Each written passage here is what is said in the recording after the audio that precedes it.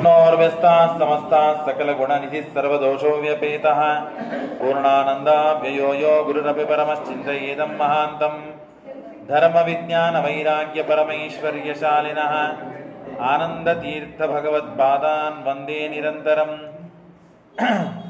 चित्रैः पदैश्च गम्भीरैर्वाक्यैर्मानैरखण्डितैः गुरुभावं व्यञ्जयन्ती भाति श्रीरैतीर्थवाक् भवति यदनुभावादेडमोकोऽपि वाग्मी जडमतिरपि जन्तुर्जायते प्राज्ञमौलिः सकलवचनचेतो देवता भारती सा मम वचसि निधत्तां सन्निधिं मानसे च नमोऽस्तु तात्विका देवाः विष्णुभक्तिपरायणाः धर्ममार्गे प्रेरयन्तो भवन्तः सर्वगैवै वक्रतुण्डमहाकाय सूर्यकोटिसमप्रभ निर्विघ्नं कुरु मे देव सर्वकार्येषु सर्वदा नौमिन्यायसुधाधिकृत्य मुनीन् श्रीपादरान् सन्मणीन् व्यासार्यान् विविधागमाब्धिविहरान् श्रीवादिराजानपि वन्देऽहं सवरान् रघुत्तमगुरून् वैदध्यवारानिधीन् श्रीसत्यव्रतराघवेन्द्रमुनिपान् सद्बोधसध्यानपान् विद्यायां विबुधाचार्यं वेदज्ञानाब्धिचन्दिरं दुर्मतध्वान्तमर्तण्डं सत्यध्यानमुनिं भरे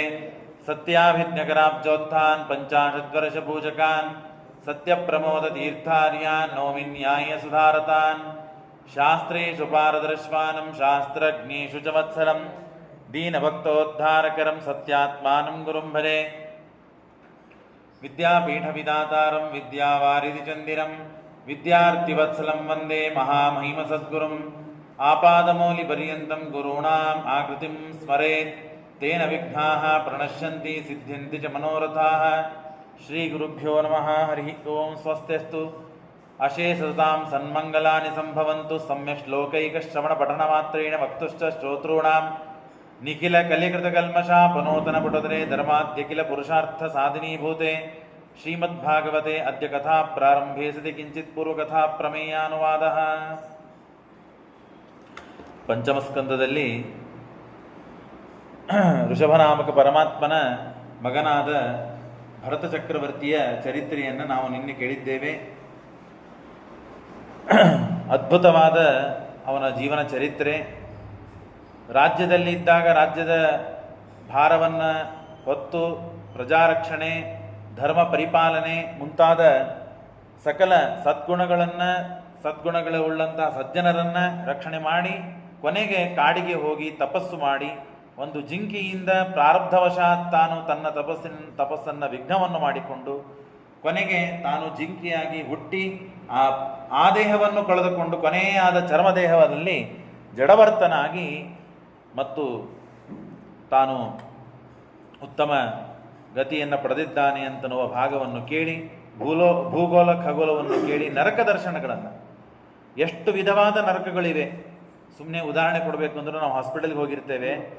ಹಾಸ್ಪಿಟಲ್ಗೆ ಹೋದಾಗ ತಲೆನೋವಾಗಿ ಒಂದು, ಮೈಕೈ ನೋವಾಗಿ ಒಂದು, ಬೇರೆ ಬೇರೆ ಡಿಪಾರ್ಟ್ಮೆಂಟ್ಗಳಿರ್ತದಲ್ಲ. ಹಾಗಿದ್ದಂತೆ ಆಯಾ ಪಾಪ ಮಾಡಿದ ವ್ಯಕ್ತಿಗೆ ಆಯಾ ಒಂದೊಂದು ಅಪಾರ್ಟ್ಮೆಂಟ್ ಇರ್ತದೆ, ಅಲ್ಲೆಲ್ಲ ರೂಮ್ಗಳಿರ್ತದೆ, ಅಲ್ಲೆಲ್ಲ ಶಿಕ್ಷೆ ಕೊಡೋರೆಲ್ಲ ವ್ಯವಸ್ಥೆ ಇರ್ತಾರೆ. ಹೀಗೆ ನರಕದಲ್ಲಿ ಬೇರೆ ಬೇರೆ ದುಃಖವನ್ನು ಕೊಡುವ, ಆಯಾ ಪಾಪಕ್ಕೆ ತಕ್ಕ ದುಃಖವನ್ನು ಕೊಡುವಂತಹ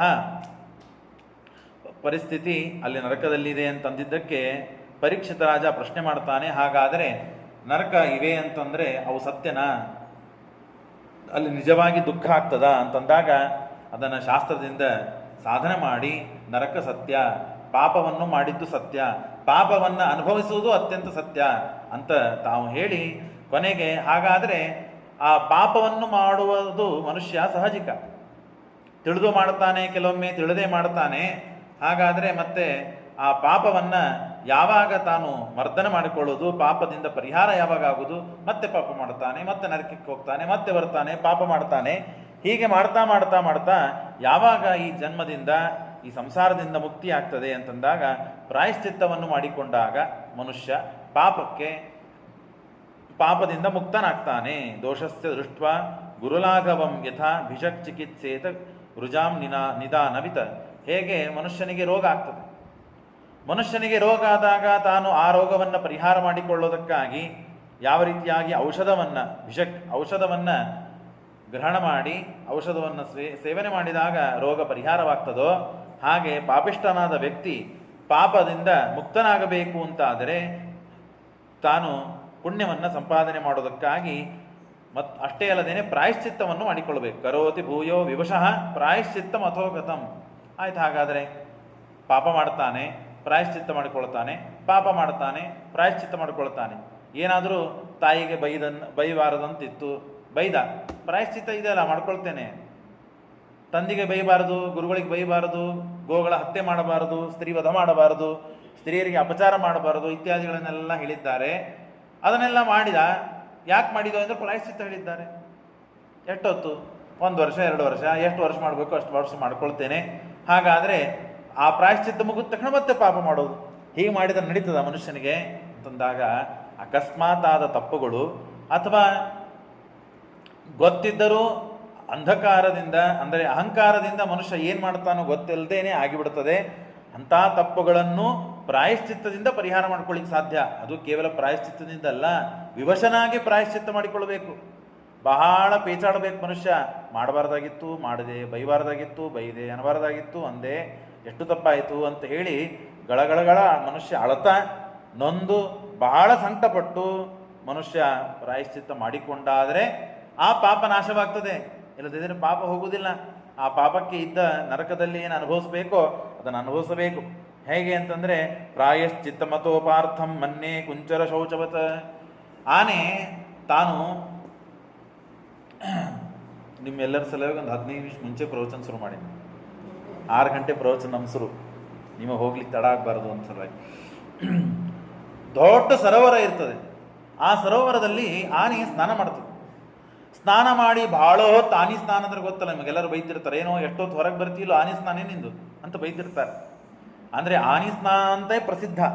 ಅಷ್ಟು ಭಾಳ ಹೊತ್ತವರಿಗೆ ನಿಧಾನವಾಗಿ ಸರೋವರದಲ್ಲಿ ಆನೆ ಸ್ನಾನ ಮಾಡಿ ಸ್ವಚ್ಛ ಮಾಡಿಕೊಂಡು ಹೊರಗೆ ಬಂದು ಇದ್ದ ಕೆಸರನ್ನು ಮಣ್ಣನ್ನು ಮೈ ಮೇಲೆ ಹಾಕೊಂಡು ಬಿಡ್ತದೆ, ಪೌಡರ್ ಥರ. ಸ್ನಾನ ಮಾಡಿ ಬಂದು ಪೌಡರ್ ಹಚ್ಕೋತೀವಲ್ಲ, ಹಾಗೆ ನಮ್ದು ಅವಸ್ಥೆ. ಇದ್ದೆಲ್ಲ ಪ್ರಾಯಶ್ಚಿತ್ತವನ್ನು ಮಾಡಿಕೊಂಡು ಪಾಪ ಪ್ರಕ್ಷಾಳನೆ ಮಾಡಿಕೊಂಡು ಮತ್ತೆ ಹೊರಗೆ ಬಂದಾಗ ಮತ್ತೆ ಪಾಪವನ್ನು ಮಾಡ್ತೇವೆ. ಹೀಗಾಯ್ತಲ್ಲ ನಮ್ಮ ಅವಸ್ಥೆ. ಕುಂಜರ ಶೌಚವತ ಕರ್ಮಣ ಕರ್ಮ ನಿರ್ಹಾರೋ ನ ಕ್ಷಾಂತಿಕ ಇಷ್ಯತೆ. ಹಾಗಾಗಿ ಕರ್ಮ ಮಾಡ್ತಾನೆ, ಮತ್ತೆ ಪ್ರಾಯಶ್ಚಿತ್ತ ಮಾಡ್ಕೊಳ್ತಾನೆ, ಮತ್ತೆ ಕರ್ಮ ಮಾಡ್ಕೊಳ್ತಾನೆ, ಮತ್ತೆ ಪ್ರಾಯಶ್ಚಿತ್ತ ಮಾಡ್ಕೊಳ್ತಾನೆ. ಇದು ಯಾವಂದು ಮುಗಿಯುವುದಿದು. ತಪಸಾ ಬ್ರಹ್ಮಚರ್ಯೇನ ಶಮೇನ ದಮಯೇನ ಚ ತ್ಯಾಗೇನ ಸತ್ಯ ಶೌಚಾಭ್ಯಾಂ ಯಮೇನ ನಿಮಯೇನ ಚ. ಹಾಗಾಗಿ ಯಮ ನಿಯಮಗಳಿವೆ. ಆ ಯಮ ನಿಯಮಗಳನ್ನು ಮಾಡಿಕೊಂಡು ಪ್ರಾಯಶ್ಚಿತ್ತವನ್ನು ಮಾಡಿಕೊಳ್ಳಬೇಕು ಅಂತ ಇದೆ.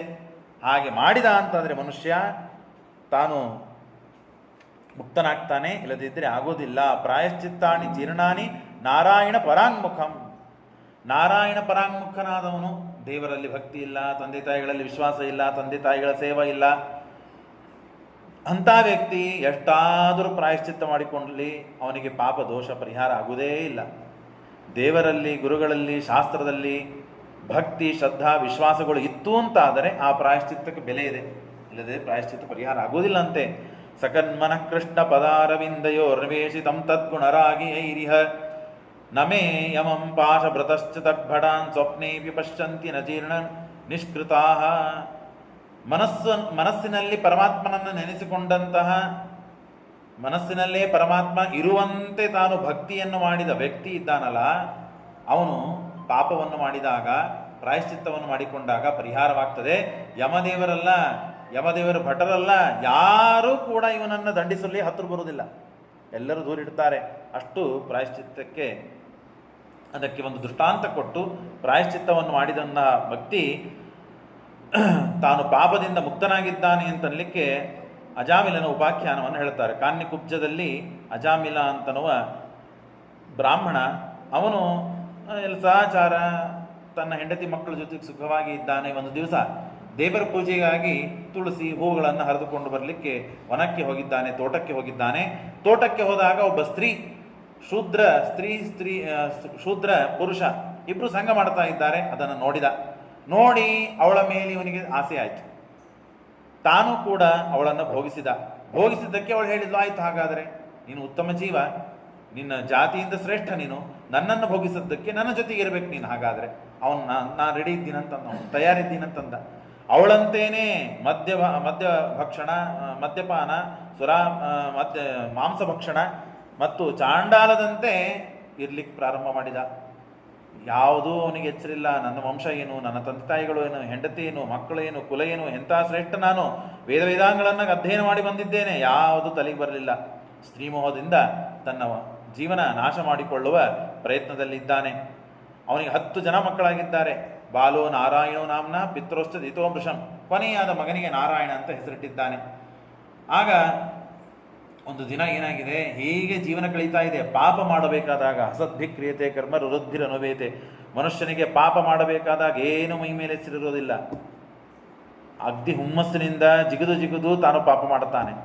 ಯಾವಾಗ ಆ ಪಾಪವನ್ನು ಅನುಭವಿಸುವ ಪ್ರಸಂಗ ಬರ್ತದಲ್ಲ, ರೋಗದ ರೂಪದಲ್ಲಿಯೋ ದುಃಖದ ರೂಪದಲ್ಲಿಯೋ ಯಾವುದೋ ಒಂದು ರೂಪದಲ್ಲಿ ಅನುಭವಿಸುವ ಪ್ರಸಂಗ ಬಂದಾಗ ಆವಾಗ ಅವನಿಗೆ ತಲೆಗೆ ಬರ್ತದೆ, ನಾನು ಈ ಮಾಡಬಾರ್ದಾಗಿತ್ತು, ಹಾಗೆ ಮಾಡಬಾರ್ದಾಗಿತ್ತು, ಹೀಗೆ ಮಾಡಬಾರ್ದಾಗಿತ್ತು. ಆದರೆ ಅಹಂಕಾರ ಇರೋದರಿಂದ, ದಂಭ ಇರೋದರಿಂದ ಅದನ್ನು ಹೊರಗೆ ಹೇಳ್ಕೊಳ್ಳೋದಿಲ್ಲ, ಒಳಗೇ ದುಃಖ ಪಡ್ತಾ ಇರ್ತಾನೆ. ಈ ಒಂದು ಪರಿಸ್ಥಿತಿ ಹಾಗೇ ಆಯಿತು. ಕೊನೆಗೆ ಒಂದು ದಿವಸ ವಯಸ್ಸಾಗಿದೆ, 70-75 ವಯಸ್ಸಾಯಿತು. ಎಷ್ಟು ದಿವಸ ಸಂಸಾರ ಮಾಡಬೇಕಾಯಿತು, ಮಾಡಿದ. ಒಂದು ದಿವಸ ಮಲಗಿದ್ದಾನೆ. ಯಮದೂತರು ಬಂದಿದ್ದಾರೆ. ಯಮದೂತರು ಬಂದದ್ದು ನೋಡಿ ಅಕರಾನಿಕಳಾದ ಅವರ ರೂಪ, ತಾಮ್ರದಂಥ ಕೂದಲುಗಳು ಎದ್ದು ನಿಂತಿವೆ, ಕರಿಯಾದ ಮುಖ, ಕೋರೆ ಹಲ್ಲುಗಳು, ಇವೆಲ್ಲ ನೋಡಿ ಗಾಬರಿ ಆಯಿತು. ಒದರಿದ, ಜೋರಾಗಿ ನಾರಾಯಣ ಅಂತ ಒದರಿದ. ಅವನು ಅಲ್ಲೇ ಅಂಗಳದಲ್ಲಿ ಆಟ ಆಡ್ತಾ ಇದ್ದ. ಅವನು ಬಂದಿದ್ದಕ್ಕೆ ಮೇಲಿನ ಲೋಕದಿಂದ ವಿಷ್ಣುದೂತರು ಬಂದಿದ್ದಾರಂತೆ. ಹೊರತುರ್ನಾಮ ಮಹಾರಾಜ ಪಾರ್ಷದ ಸಹಸಾಪತ ಕೇಯಂ ಯೋ ಪ್ರತಿದ್ವಂದಾರೋ ಧರ್ಮಸ್ಯ ಶಾಸನಂ. ಆಗ ಯಮದೂತರು ಬಂದಿದ್ದಾರೆ, ವಿಷ್ಣುದೂತರು ಬಂದಿದ್ದಾರೆ. ನಾರಾಯಣ ಅಂತ ಕರೆದಿದ್ದಕ್ಕೆ. ನಾರಾಯಣ ಅಂತ ಕರೆದಿದ್ದು ಯಾರನ್ನ? ತನ್ನ ಮಗನನ್ನ. ಯಾಕೆ? ಗಾಬರಿ ಆಯಿತು ಅವನಿಗೆ. ಖರೆ ನೋಡಿದರೆ ಅಪ್ಪ ಅಮ್ಮ ಅಂತ ಓದರಬೇಕಾಗಿತ್ತು, ಓದರಲಿಲ್ಲ, ನಾರಾಯಣ ಅಂತ ಓದರಿದ. ಯಾಕೆ ಅಂತ ಅನ್ನೋದು ಭಾಗವತ ತಿಳಿಸಿಕೊಡ್ತದೆ. ಆಗ ವಿಷ್ಣುದೂತರು ಬಂದಿದ್ದಾರೆ, ಯಮದೂತರು ಬಂದಿದ್ದಾರೆ. ಇಲ್ಲ, ಇವನು ನನ್ನವ, ನಾವು ಇವನ್ನ ನಮ್ಮ ಲೋಕಕ್ಕೆ ಕರೆದುಕೊಂಡು ಹೋಗಿ ಹೊಡಿಬೇಕು, ಇವನ್ನ ಶಿಕ್ಷೆ ಕೊಡಬೇಕು ನಾವು ಅಂತ ಯಮದೂತರು ಹೇಳ್ತಾ ಇದ್ದಾರೆ. ಆವಾಗ ಯಮದೂತರಿಗೆ ವಿಷ್ಣುದೂತರು ಹೇಳ್ತಾರೆ, ನೀವು ಯಮಧರ್ಮನ ಪಟ್ಟಣದಲ್ಲಿ ಇದ್ದ ಯಮದೂತರ ನೀವೆಲ್ಲ. ಯಾವುದು ಧರ್ಮ, ಯಾವುದು ಅಧರ್ಮ, ಯಾರು ಪಾಪಿಷ್ಠರು, ಯಾರು ಪುಣ್ಯಾತ್ಮರು ಗೊತ್ತಿಲ್ವಾ ನಿನಗೆ? ಯಾಕೆ, ಏನಾಯ್ತು ಸ್ವಾಮಿ? ಇವ ಧರ್ಮಿಷ್ಠ, ಇವ ಪುಣ್ಯಾತ್ಮ ಇವನು. ಅವರಂತಾರೆ, ಎಲ್ಲಿ ಸ್ವಾಮಿ, ಧರ್ಮ ಅಂದರೆ ಏನು? ನೀವೇ ನಮಗೆ ತಿಳಿಸ್ಕೊಡ್ಬೇಕು. ವೇದ ಪ್ರಣಹಿತೋ ಧರ್ಮ. ಯಾವುದು ವೇದ ಇದು ಧರ್ಮ ಅಂತ ತಿಳಿಸ್ತದೋ ಅದು ಧರ್ಮ, ಯಾವುದು ವೇದದಿಂದ ಬಹಿರ್ಭೂತವಾಗ್ತದೋ ಅದು ಅಧರ್ಮ, ಅದು ಅಧರ್ಮ. ಹಾಗಾಗಿ ಇವನು ಶ್ರುತ ಸಂಪನ್ನ ಶೀಲವೃತ್ತ, ಒಳ್ಳೆಯ ಶಾಸ್ತ್ರಜ್ಞನಾಗಿದ್ದಾನೆ, ಒಳ್ಳೆ ಕುಲದಲ್ಲಿ ಹುಟ್ಟಿದ್ದಾನೆ, ತಂದೆ ತಾಯಿಗಳು ಶ್ರೇಷ್ಠರಾಗಿದ್ದಾರೆ, ಹೆಂಡತಿ ಮಕ್ಕಳು ಇದ್ರು. ಎಲ್ಲರೂ ಇದ್ದಾಗ ಎಲ್ಲರನ್ನು ಬಿಟ್ಟು ಭ್ರಷ್ಟನಾಗಿದ್ದಾನೆ, ಪಾಪಿಷ್ಠ, ಮದ್ಯಪಾನ, ಸುರಾಪಾನ, ಮಾಂಸಭಕ್ಷಣ ಇತ್ಯಾದಿಗಳನ್ನು ಮಾಡಿ ಚಾಂಡಾಲದಂತೆ ಇದ್ದಾನೆ. ಇಂಥ ವ್ಯಕ್ತಿಯನ್ನು ನೀವು ಪುಣ್ಯಾತ್ಮ ಅಂತೀರಿ, ಹೇಗೆ ಸಾಧ್ಯ ಇದು ಅಂತಂದಾಗ ಆ ವಿಷ್ಣುದೂತರು ಹೇಳ್ತಾರೆ, ಎರಡೂ ತಲೆಗಳನ್ನ ಕೈಯನ್ನು ತಲೆ ಮೇಲೆ ಇಟ್ಕೋತಾರಂತೆ. ಅಹವ್ ಕಷ್ಟಂ ಧರ್ಮ ವೃಷಾಂ ಅಧರ್ಮ ಸ್ಪೃಶತೆ ಸಭಾಂ. ಯಾವುದು ಧರ್ಮ, ಯಾವುದು ಧರ್ಮ, ಯಾವುದು ಅಧರ್ಮ, ಯಾವುದು ಪುಣ್ಯ, ಯಾವುದು ಪಾಪ ಅಂತಿಲ್ಲ. ಸಯತ್ ಪ್ರಮಾಣಂ ಕುರುತೆ ಲೋಕಸ್ತದನು ವರ್ತತೆ. ಹಾಗಾಗಿ ಲೋಕ ಯಾವುದನ್ನ ಪ್ರಮಾಣ ಅಂತ ಪರಿಗಣಿಸ್ತದೋ ಅದೇ ಪ್ರಮಾಣ. ಅಂದಮೇಲೆ ಸ್ವಯಂ ಧರ್ಮ ಅಧರ್ಮನ್ವಾ ನಹಿ ವೇದ ಯಥಾ ಪಶು ಅಯಂ ಕೃತ ನಿರ್ವಾಧ. ನೀವೆಲ್ಲ ಹೇಳಿದ ಸರಿ. ವಿಷ್ಣುದೂತರು ಏನು ಹೇಳಿದ್ದಾರೆ ಎಲ್ಲ ಸರಿ ಅಂತ ಯಮದೂತರು ಏನು ಹೇಳಿದಾರಲ್ಲ ಅದೆಲ್ಲ ವಿಷ್ಣುದೂತರು ಒಪ್ತಾರೆ. ನೀನು ಹೇಳಿದ ಸರಿ ಅಮ್ಮ, ನೀ ಹೇಳಿದ್ದೆಲ್ಲ ಸರಿ. ಆದರೆ ಇಷ್ಟು ದಿನವರೆಗೆ, ಇಷ್ಟು ಕ್ಷಣದವರೆಗೆ ನಾರಾಯಣ ಅಂತ ಹೇಳುವವರೆಗೆ ಅವನೆಲ್ಲ ಪಾಪಿಷ್ಠನಾಗಿದ್ದ, ಪಾಪ ಮಾಡಿದ್ದ. ಎಲ್ಲಿ ನಾರಾಯಣ ಅಂತ ನಾಮವನ್ನು ಉಚ್ಚಾರಣೆ ಮಾಡಿದ್ನೋ ಆಗ ಎಲ್ಲ ಪಾಪಗಳನ್ನು ತಾನು ಪರಿಹಾರ ಮಾಡಿಕೊಂಡ. ಏನದು? ಯದಾ ನಾರಾಯಣೀ ನೀತಿ ಜಗಾದ ಚತುರಕ್ಷರಂ ಸ್ಥೇನ ಸುಪಾಪೋ ಮಿತ್ರ ದುಃಖ ಬ್ರಹ್ಮ ಗುರುತಲ್ಪಕಃ. ನಾರಾಯಣ ಅಂತನೋ 4 ಅಕ್ಷರದಲ್ಲಿ ಸಕಲ ಪಾಪಗಳನ್ನು ನಾಶ ಮಾಡುವ ಶಕ್ತಿ ಇದೆ. ಕೃಷ್ಣಾಮೃತ ಮಹಾರಣವ ಹೇಳುತ್ತದೆ, ಮನುಷ್ಯ ಪಾಪ ಮಾಡಲು ಸುಸ್ತಾಗಿ ಹೋಗ್ತಾನೆ, ಆದರೆ ಒಂದು ನಾಮ, ಪರಮಾತ್ಮನ ನಾಮ ಸಕಲ ಪಾಪಗಳನ್ನು ಸುಟ್ಟು ಹಾಕುವ ಶಕ್ತಿ ಉಳ್ಳದ್ದಾಗ್ತದೆ. ಎಷ್ಟು ಪಾಪ ಇದೆ ನಿಂದು? ಅನಂತ ಪಾಪ ಇದೆ. ಅನಂತಾನಂತ ಪಾಪಗಳನ್ನು ಪಡೆದ ವ್ಯಕ್ತಿ ಆ ಎಲ್ಲ ಪಾಪಗಳನ್ನು ಪರಿಹಾರ ಮಾಡುವ ಒಂದೇ ಒಂದು ನಾಮ. ಎಲ್ಲ ನಾಮಗಳು ಬೇಕಾಗಿದೆ, ಆದರೆ ಅಷ್ಟು ಅನುಸಂಧಾನ, ಅಷ್ಟು ಭಕ್ತಿ, ಅಷ್ಟು ವಿಶ್ವಾಸ, ಅಷ್ಟು ಶ್ರದ್ಧೆ, ಅಷ್ಟು ವಿವಶನಾಗಿ ತಾನು ತನ್ಮೇಲೆಯಿಂದ ಭಗವಂತನನ್ನು ನಾಮಸ್ಮರಣೆ, ನಾರಾಯಣದ ಚತುರಕ್ಷದ ನಾಮಸ್ಮರಣೆಯನ್ನು ಮಾಡಿದರೆ ಎಲ್ಲ ದೋಷಗಳು ಪರಿಹಾರ ಆಗ್ತದೆ. ಅಂದರೆ ದೋಷಗಳು, ನಾರ ಅಂದರೆ ದೋಷ ವಿರುದ್ಧವಾದ ಗುಣಗಳು. ಆ ಗುಣಗಳಿಗೆ ಆಶ್ರಯನಾಗಿದ್ದಾನೆ, ಗುಣಪೂರ್ಣನಾಗಿದ್ದಾನೆ, ಜಗಜ್ಜನ್ಮಾಧಿಕರಣನಾಗಿದ್ದಾನೆ, ಸ್ವತಂತ್ರನಾಗಿದ್ದಾನೆ ಅಂತ ದೇವರನ್ನು ಉಪಾಸನೆ ಮಾಡ್ತಾ ತಾನು ವಿವಶನಾಗಿ ಸ್ಮರಣೆ ಮಾಡಿದ್ದಾನೆ. ಹಾಗಾಗಿ ಎಂಥ ಪಾಪಿಯಾಗಿದ್ದರೂ ಸ್ನೇಹ ಸುರಾಪಹ ಮಿತ್ರದ್ರೋಹಿಯಾದವನು ಮತ್ತು ಸುರಾಪಾನ ಮಾಡಿದವನು, ಗುರುತಲ್ಪಕನಾದವನು, ಸ್ತ್ರೀ ರಾಜ ಪಿತೃ ಗೋ ಹಂತ ಮಾಡಿದವನು ಯಾವ ಪಾಪ ಮಾಡಿದ್ದರೂ ಪಾಪವನ್ನು ಪರಿಹಾರ ಮಾಡಿಕೊಳ್ಳುವ ಶಕ್ತಿ ಇದರಲ್ಲಿ ಇದೆ. ಸರ್ವೇಷಾಂ ಅಪಿಘಾತಾನಾಂ ಇದಮೇವ ಸುನಿಶ್ಚಿತಂ ನಾಮ ವ್ಯಾಹರಣಂ ವಿಷ್ಣೋ ಯದ್ಯದ್ ವಿಷಯ ಮತಿ. ಹಾಗಾಗಿ ಈ ಅದ್ಭುತವಾದ ದೇವರ ನಾಮಕ್ಕೆ ಶಕ್ತಿ ಇದೆ. ಹಾಗಾಗಿ ಅವನು ಇಲ್ಲಿವರೆಗೆ ಪಾಪ ಮಾಡಿದ್ದ, ಪಾಪಿಷ್ಟ ಅಂತಾಗಿದ್ದ, ಈಗೇನು ಪಾಪಿಷ್ಟ ಅಲ್ಲವನು ಅಂತ ವಿಷ್ಣುದೂತರು ಹೇಳ್ತಾರೆ. ಯಾಕೆ? ಸಾಂಕೇತ್ಯಂ ಪಾರಿಹಾಸ್ಯಂಬ, ಎಲ್ಲಿವರೆಗೆ ಇವನು ರೋಗಿಷ್ಠ ಅಂತ ಇರ್ತಾನೆ, ಔಷಧಿ ತಗೋವರಿಗೆ, ಔಷಧಿಯನ್ನು ತೆಗೆದುಕೊಂಡ ಮೇಲೆ ರೋಗ ಹೋಗಿಬಿಡುತ್ತದೆ. ಹಾಗೆ ಇವನು ಪಾಪಿಷ್ಟ ಆಗಿದ್ದ, ಇಲ್ಲಿವರೆಗೆ ಎಲ್ಲ ಘೋರ ಪಾಪ ಮಾಡಿದ್ದಾನೆ, ಏನೂ ಸಂದೇಹ ಇಲ್ಲ. ಆದರೆ ಎಲ್ಲ ಪಾಪಗಳು ಪರಿಹಾರ ಆಯಿತು ಆ ಪರಮಾತ್ಮನ ನಾಮವನ್ನು ಉಚ್ಚಾರಣೆ ಮಾಡೋದರಿಂದ. ಅವರಂತಾರೆ, ಹಾಗಾದರೆ ಬೇಕಾದೆಲ್ಲ ಜನ್ಮಾದ್ಯಂತವಾಗಿ ಪಾಪ ಮಾಡಿ ಕೊನೆಗೆ ನಾರಾಯಣ ಅಂತ ಹೇಳಿ ಸಾಯು ಹೊತ್ತಿಗೆ ಅಂದ್ಬಿಟ್ರೆ ಸಾಕು? ಹಾಗಾದರೆ ಖರೇ ಸಾಕು, ಹೇಗೆ ಅನ್ಬೇಕು ಹಾಗೆ ಅನ್ಬೇಕು ಆದರೆ ಸಾಕಾಗ್ತದೆ. ಅವನು ಸಾಮಾನ್ಯ ಮನುಷ್ಯ ಅಲ್ಲ, ಬ್ರಾಹ್ಮಣ. ಅದರೊಳಗೂ ವೇದವನ್ನು ಕಲಿತವನು, ವೇದಾಭ್ಯಾಸ ಮಾಡಿದವನು, ಗುರುಗಳ ಸೇವಾ ಮಾಡಿದ್ದವನು, ಗುರುಕುಲದಲ್ಲಿ ಇದ್ದು ವಾಸ ಮಾಡಿ ಎಲ್ಲ ಅಧ್ಯಯನ ಮಾಡಿ ದೇವರು, ಗುರುಗಳು, ಶಾಸ್ತ್ರ, ಇತಿಹಾಸ, ಪುರಾಣ, ಧರ್ಮ, ತತ್ವ ಎಲ್ಲವನ್ನೂ ತಿಳಿದವನು. ಪ್ರಾರಬ್ಧ ಇತ್ತು, ಏನೋ ಭೋಗ ಮಾಡಿದ. ಆಗ ಅವನಿಗೆ ಗೊತ್ತಾಯ್ತು, ಓ ನನ್ನ ಅಂತ್ಯಾವಸ್ಥೆ ಬಂತು, ಇಷ್ಟು ದಿವಸ ನಾನು ಮಾಡಿದ ತಪ್ಪು ಅಂತ ಕೊರಗ್ತಾ ಇದ್ದ, ನಳತಾ ಇದ್ದ, ಒದ್ದಾಡ್ತಾ ಇದ್ದ, ಪಶ್ಚಾತ್ತಾಪ ಪಡ್ತಾ ಇದ್ದ.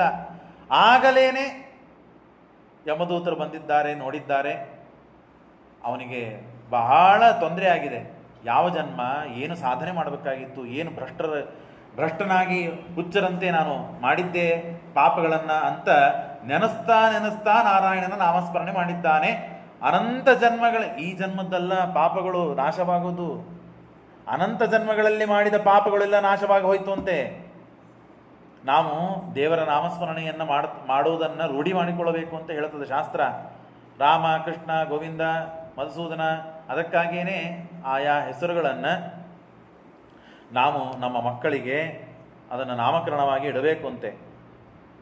ಅಲ್ಲ, ಮುಂಜಾನಿಂದ ಸಾಯಂಕಾಲದವರೆಗೆ ನಾವು ಕೆಲಸದಲ್ಲಿ ಇರ್ತೇವೆ, ಮಕ್ಕಳನ್ನು ತಯಾರು ಮಾಡಬೇಕು, ಗಂಡನಿಗೆ ಅಡಿಗೆ ಮಾಡಬೇಕು, ಅಥವಾ ಗಂಡಸರೆಲ್ಲ ಮುಂಜಾನಿಂದ ಸಾಯಂಕಾಲ ತನಕ ಕೆಲಸದಲ್ಲಿ ಯಾವಾಗ ನಾಮಸ್ಮರಣೆ ಮಾಡಲಿಕ್ಕೆ ಸಾಧ್ಯ ಇದೆ? ಏನು ಕೆಲಸ ಮಾಡ್ತಾ ಇದೆಯಲ್ಲ ಆ ಕೆಲಸದಲ್ಲೇನೆ ದೇವರ ನಾಮಸ್ಮರಣೆ ಮಾಡೋದು. ಆಗೋದಿಲ್ಲ, ರೂಢಿ ಮಾಡಿಕೊಳ್ಳಿ. ಓಡ್ತಾ ಇರ್ತೇವೆ, ಜಾರಿ ಬೀಳುತ್ತೇವೆ, ಬಿದ್ದಾಗ ಅಪ್ಪ ಅಮ್ಮ ಅಂತ ಅಂತೇವೆ, ಅಮ್ಮ ಅಂತೇವೆ. ಅದನ್ನೋದು ಬಿಟ್ಟು ಕೃಷ್ಣ ರಾಮ ಅಂತ ನೋಡ. ಪತಿತಃ ಸ್ಖಲಿತಃ ಭಗ್ನ, ಊಟ ಮಾಡ್ತಾ ಇರ್ತೇವೆ, ದೇವರ ಭೋಜನ ನೈವೇದ್ಯ ಮಾಡಿದ್ದು.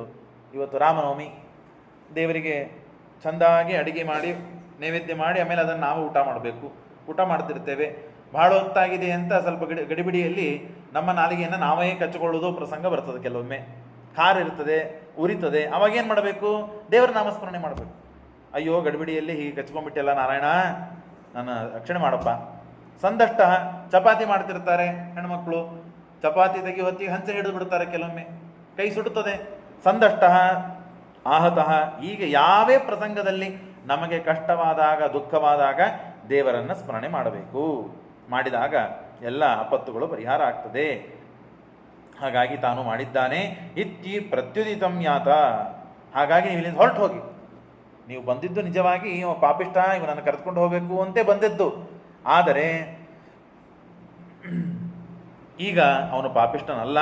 ಧರ್ಮಂ ಭಾಗವತಂ ಶುದ್ಧಂ ತ್ರೈಗುಣ್ಯಂ ತ್ರೈವಿದ್ಯಂ ಚ ಗುಣಾಶ್ರಯಂ ಅಂದಾಗ ಅವರಿಗೆ ಗಾಬರಿ ಆಯಿತು.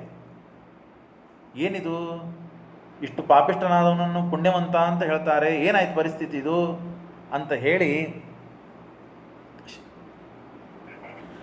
ಹೇಳಿ ತಾನು ಕೇಳ್ತಾ ಇರ್ತಾನೆ.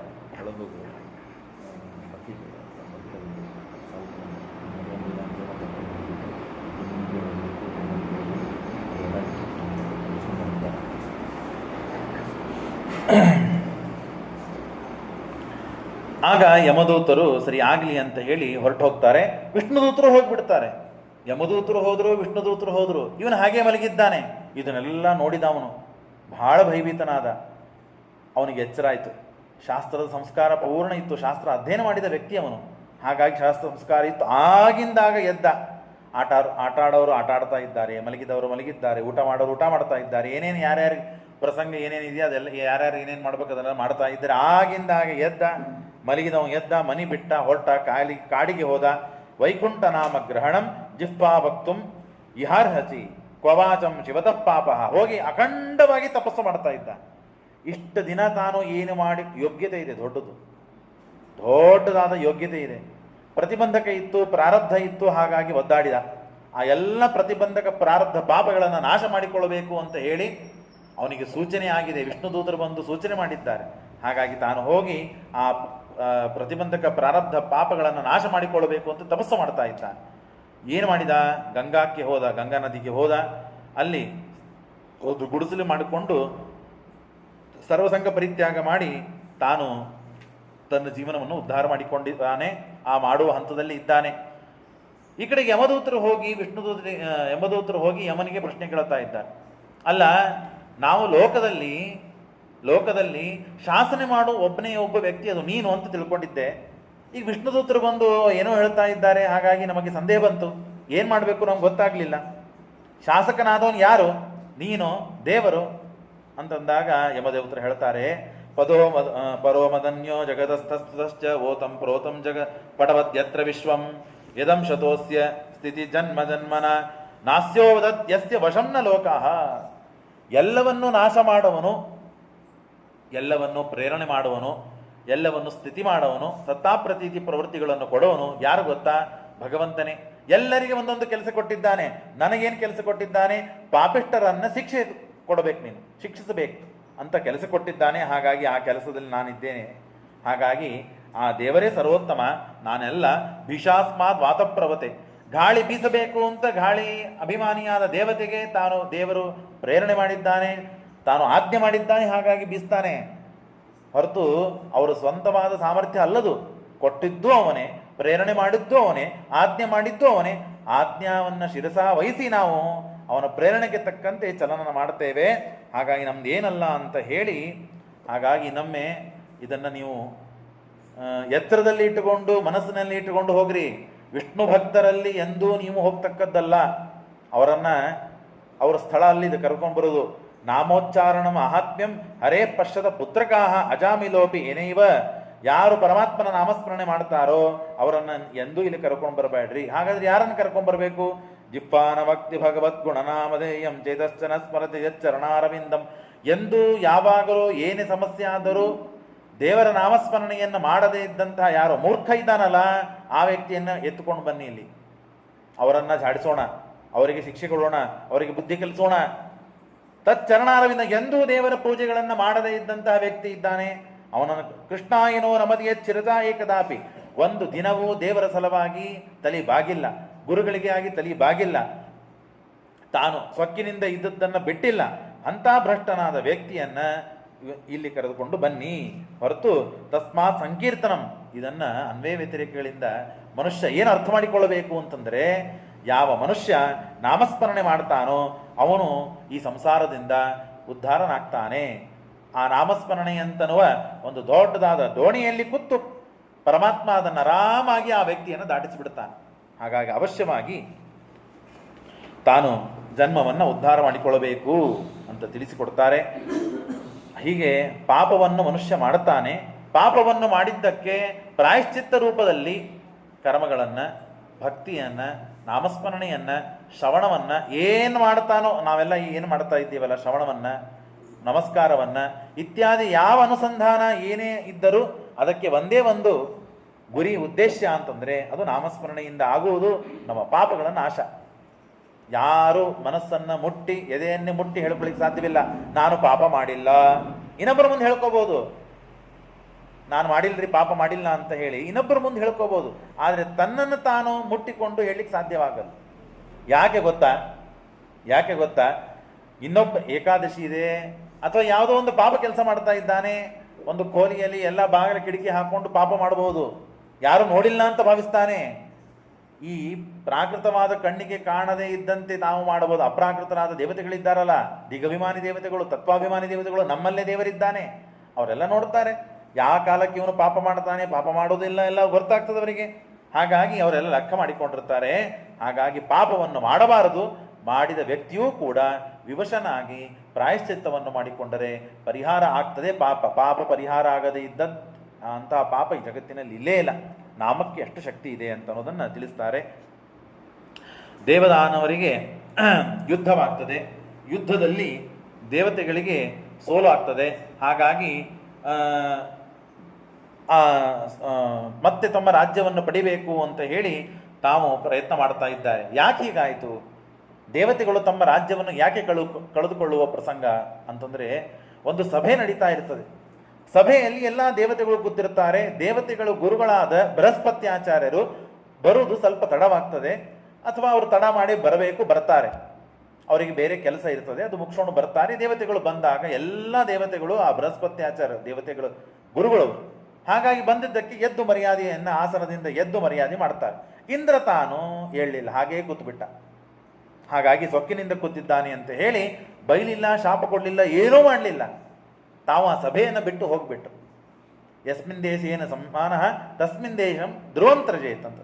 ಯಾವ ದೇಶದಲ್ಲಿ ನಮಗೆ ಮರ್ಯಾದೆ, ಸ್ಥಾನ, ಗೌರವ ಇಲ್ಲವೋ ಆ ದೇಶದಲ್ಲಿ, ಆ ಮನೆಯಲ್ಲಿ, ಆ ಸ್ಥಳದಲ್ಲಿ ನಾವು ಯಾಕಿರ್ಬೇಕು ಅಂತ ಹೇಳಿ ಗುರುಗಳು ಸಿಟ್ಟಿಗೆ ಬಂದು ಮನಸ್ಸಿನಲ್ಲಿ ನೋವು ಮಾಡಿಕೊಂಡು ಹೋಗಿದ್ದಾರೆ. ಶಾಪೇ ಕೊಡಬೇಕಾಗಿಲ್ಲ ಬಾಯಿಂದ, ಮನಸ್ಸಿನಲ್ಲಿ ನೋವು ಮಾಡಿಕೊಂಡ್ರು ಸಾಕು, ನೋವು ಮಾಡಿಕೊಂಡು ಹೋಗಿದ್ದಾರೆ. ಏನಾಯ್ತು ಹಾಗಾದರೆ? ಗುರುಗಳು ಇಲ್ಲ. ಗುರುಗಳು ಇಲ್ಲದೆ ಇದ್ದರೆ ಮನುಷ್ಯನ ಅವಸ್ಥೆ ಏನಾಗ್ತದೆ? ದೇವಾದಿ ದೇವತೆಗಳಿಗೆ ಕೆಟ್ಟ ಅವಸ್ಥೆ ಬಂತು. ಶ್ರಿಯಾವಿಹೀನಃ ಕೃಪಣಃ, ರಾಜ್ಯವನ್ನು ಕಳೆದುಕೊಳ್ಳುವ ಪ್ರಸಂಗ ಬಂತು. ಆಗ ಬ್ರಹ್ಮದೇವರಿಗೆ ಹೋಗಿ ದೇವತೆಗಳು ಪ್ರಾರ್ಥನೆ ಮಾಡುತ್ತಾರೆ, ಇಂದ್ರ ನೀನು ಮಾಡಿ ತಪ್ಪಿದೆ ಅಂತ ಹೇಳಿದರು. ಹೋಗಿ ಗುರುಗಳಿಗೆ ಶರಣಾಗತನ. ಇಲ್ಲ, ಅವ್ರು ಬರ್ತಾ ಇಲ್ಲ, ಕೇಳ್ತಾ ಇಲ್ಲ, ನನ್ನ ಮುಖ ನೋಡ್ತಾ ಇಲ್ಲ. ಹಾಗಾದರೆ ಅವರನ್ನು ಒಲಿಸ್ಕೋ, ಬೇರೆದೇನು ಉಪಾಯ ಇಲ್ಲ. ಹಾಗಾಗಿ ನೀನು ಒಂದು ಕೆಲಸ ಮಾಡು, ಅಲ್ಲಿವರೆಗೆ ಬೃಹಸ್ಪತ್ಯಾಚಾರ್ಯರು ಇರುವವರೆಗೆ ನೀನು ತ್ರಷ್ಟ ಅಂತ ಇದ್ದಾನೆ ಒಬ್ಬವನು. ಆ ತ್ರಷ್ಟೃವಿನ ಮಗ ವಿಶ್ವರೂಪ ಅಂತ ಇದ್ದಾನೆ, ಅವನನ್ನು ಇಟ್ಟುಕೊಂಡು ನೀನು ಯಾಗ ಮಾಡು.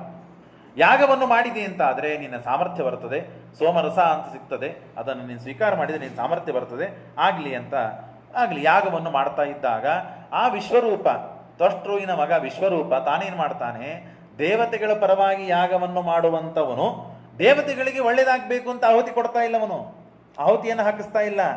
ದೇವತೆಗಳ ವಿರುದ್ಧರಾದ ಅಸುರರು ಯಾರಿದ್ದಾರಲ್ಲ, ಅಸುರರಿಗೆ ಶಕ್ತಿ ಬರಲಿ, ಬಲ ಬರಲಿ, ಆಯುಷ್ಯ ಬರಲಿ, ಕೀರ್ತಿ ಬರಲಿ, ಸಂಪತ್ತು ಬರಲಿ, ರಾಜ್ಯ ಸಿಗಲಿ ಅಂತ ಹೇಳಿ ಎಲ್ಲ ಒಳ್ಳೆಯವನಿಗೆ ಆಗಲಿ ಅಂತ ಆಹುತಿ. ರೊಕ್ಕ ಕೊಡೋರು ದೇವತೆಗಳು, ದೇವತೆಗಳ ಪಕ್ಷದಲ್ಲಿ ಇದ್ದು ಹೋಮ ಮಾಡುವನು, ಎಲ್ಲ ಹಾಕೋರು ಆಹುತಿಗಳು ದೇವತೆಗಳು. ಆದರೆ ಅವರಿಗೆ ಒಳ್ಳೆಯದಾಗಬೇಕು ಅಂತ ಮಂತ್ರ ಇವನು ಅನ್ನಿಸ್ತಾ ಇಲ್ಲ.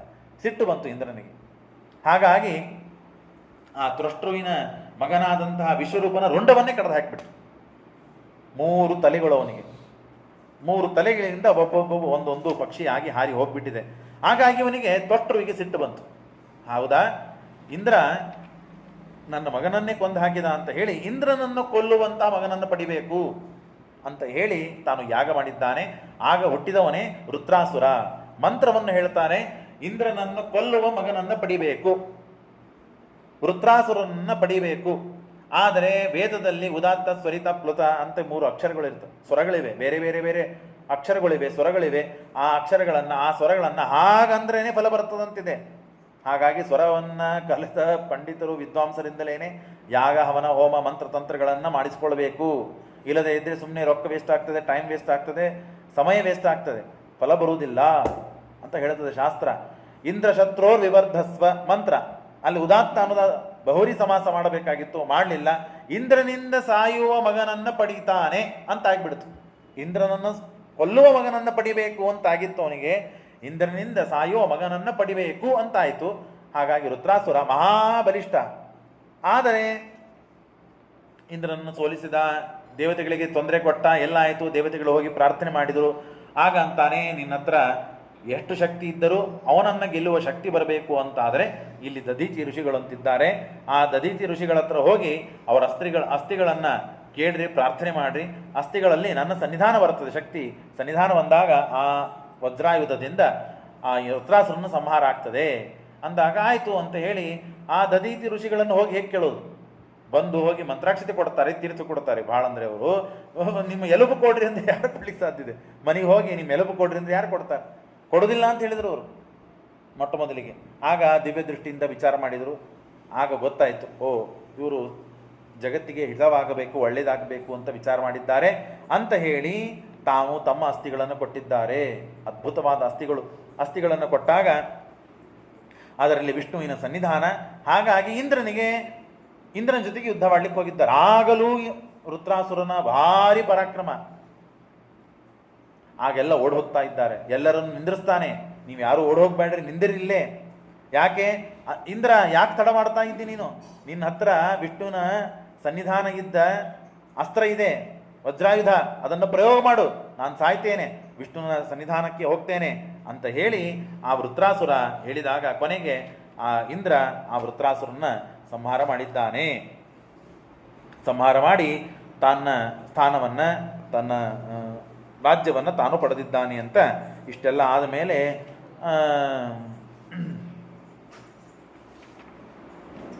ಅದಿತಿ ದೇವಿ ತಾನು ಹೇಳ್ತಾಳೆ, ಅಲ್ಲ ಏನಾದರೂ ದೇವತೆಗಳಿಗೆ, ಕಶ್ಯಪರೇ ಏನಾದರೂ ದೇವತೆಗಳಿಗೆ ರಾಜ್ಯ ಸಿಗ್ತದೆ, ನನ್ನ ಮಕ್ಕಳಿಗೆ ರಾಜ್ಯವೇ ಸಿಗುವುದಿಲ್ಲ, ಯಾಕೆ ಹೀಗೆ ಮಾಡ್ತೀರಿ ನೀವು?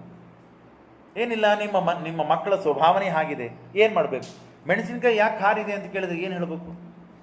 ಬೆಲ್ಲ ಸಕ್ಕರೆ ಇವೆಲ್ಲ ಸಿಹಿ ಹಾಕಿದೆ, ಮೆಣಸಿನ್ಕಾಯಿ ಸಿಹಿ ಆಗಲಿ, ಬೆಲ್ಲ ಸಕ್ಕರೆಗಳೆಲ್ಲ ಖಾರ ಆಗಲಿ ಅಂತಂದರೆ ಅದರ ಸ್ವಭಾವ, ಅದರ ಯೋಗ್ಯತೆ, ಅದರ ಜಾತಿನೇ ಹಾಗೆ.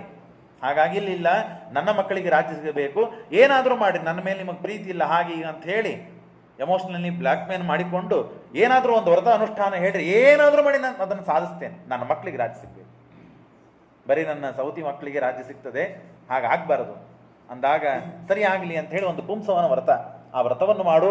ಬಹಳ ನಿಯಮ ಇದೆ, 1 ವರ್ಷ ಉದ್ದ ಮಾಡಬೇಕದನ್ನು. ಎಲ್ಲೂ ನಿಯಮಗಳನ್ನು ತಪ್ಪಿದಿ ಅಂತಂದರೆ ಅಷ್ಟು ದಿನ ಮಾಡಿದ್ದೆಲ್ಲ ಭಂಗ ಆಗ್ತದೆ. ಇಲ್ಲ, ನಾನು ಮಾಡ್ತೇನೆ. ಎಲ್ಲ ವ್ರತ ಮಾಡ್ತಾ ಇರ್ತಾಳೆ. ಆಗ ಒಳಗಡೆ ಗರ್ಭ ಬೆಳಿಬೇಕು ಅಂತಂದಾಗ ಇಂದ್ರ ಬಂದು, ಎಲ್ಲ ಕಥೆ ಗೊತ್ತು ನಿಮಗೆ, ಇಂದ್ರ ಬಂದು ಮರುದೇವತೆಗಳಂತ ಆಗ್ತಾರೆ, ಕರೆದುಕೊಂಡು ಹೋಗ್ತಾನೆ, ಎಲ್ಲ ಆಗ್ತದೆ. ಆಗ ಇವಳು ಒಂದು ದಿವಸ ಊಟ ಮಾಡಿ ಬಹಳ ಸುಸ್ತಾಗಿರ್ತದೆ, ಕೂದಲು ಬಿಚ್ಚಿಕೊಂಡು ಕಾಲು ಬಿಟ್ಟು ಕೈಯನ್ನು ತೊಳೆದುಕೊಳ್ಳದೆ ಹಾಗೆ ಬಹಳ ನಿದ್ದೆ ಬಂದಿರುತ್ತೆ, ಮಲಗಿ ಬಿಡ್ತಾಳೆ.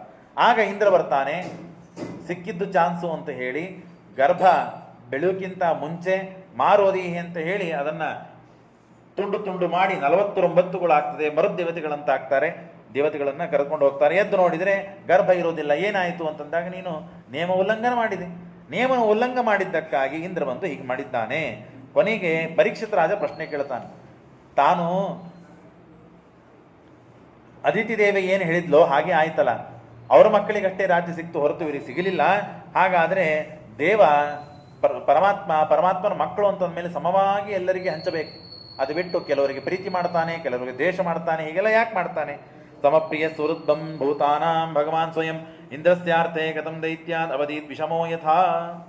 ದೇವರು ವಿಷಮ ಅಂತ ಆದ. ಹಾಗಾದರೆ ತಾಯಿ, 2 ಮಕ್ಕಳಿದ್ದಾರೆ ತಾಯಿಗೆ ಅಂತಂದರೆ, ಒಬ್ಬ ಮಗನನ್ನು ಬಹಳ ಪ್ರೀತಿ ಮಾಡ್ತಾಳೆ, ಇನ್ನೊಬ್ಬ ಮಗನನ್ನು ಬಹಳ ಪ್ರೀತಿ ಮಾಡೋದಿಲ್ಲ, ಹಾಗೆಲ್ಲ ಮಾಡ್ತಾಳವಳು? ಇಲ್ಲ. ಅಂದಮೇಲೆ ದೇವರು ಹಾಗೆ ಮಾಡಿದ, ವಿಷಮ ಅಂತ ಆದ ದೇವ, ಸಮ ಅಂತ ಆಗಲಿಲ್ಲಲ್ಲ, ಯಾಕೆ ಹೀಗಾಯಿತು ಅಂತಂದರೆ ಆಗ ಉತ್ತರ ಕೊಡ್ತಾರೆ, ದೇವರ ಸಮಾನೆ, ವಿಷಮ ಅಲ್ಲ.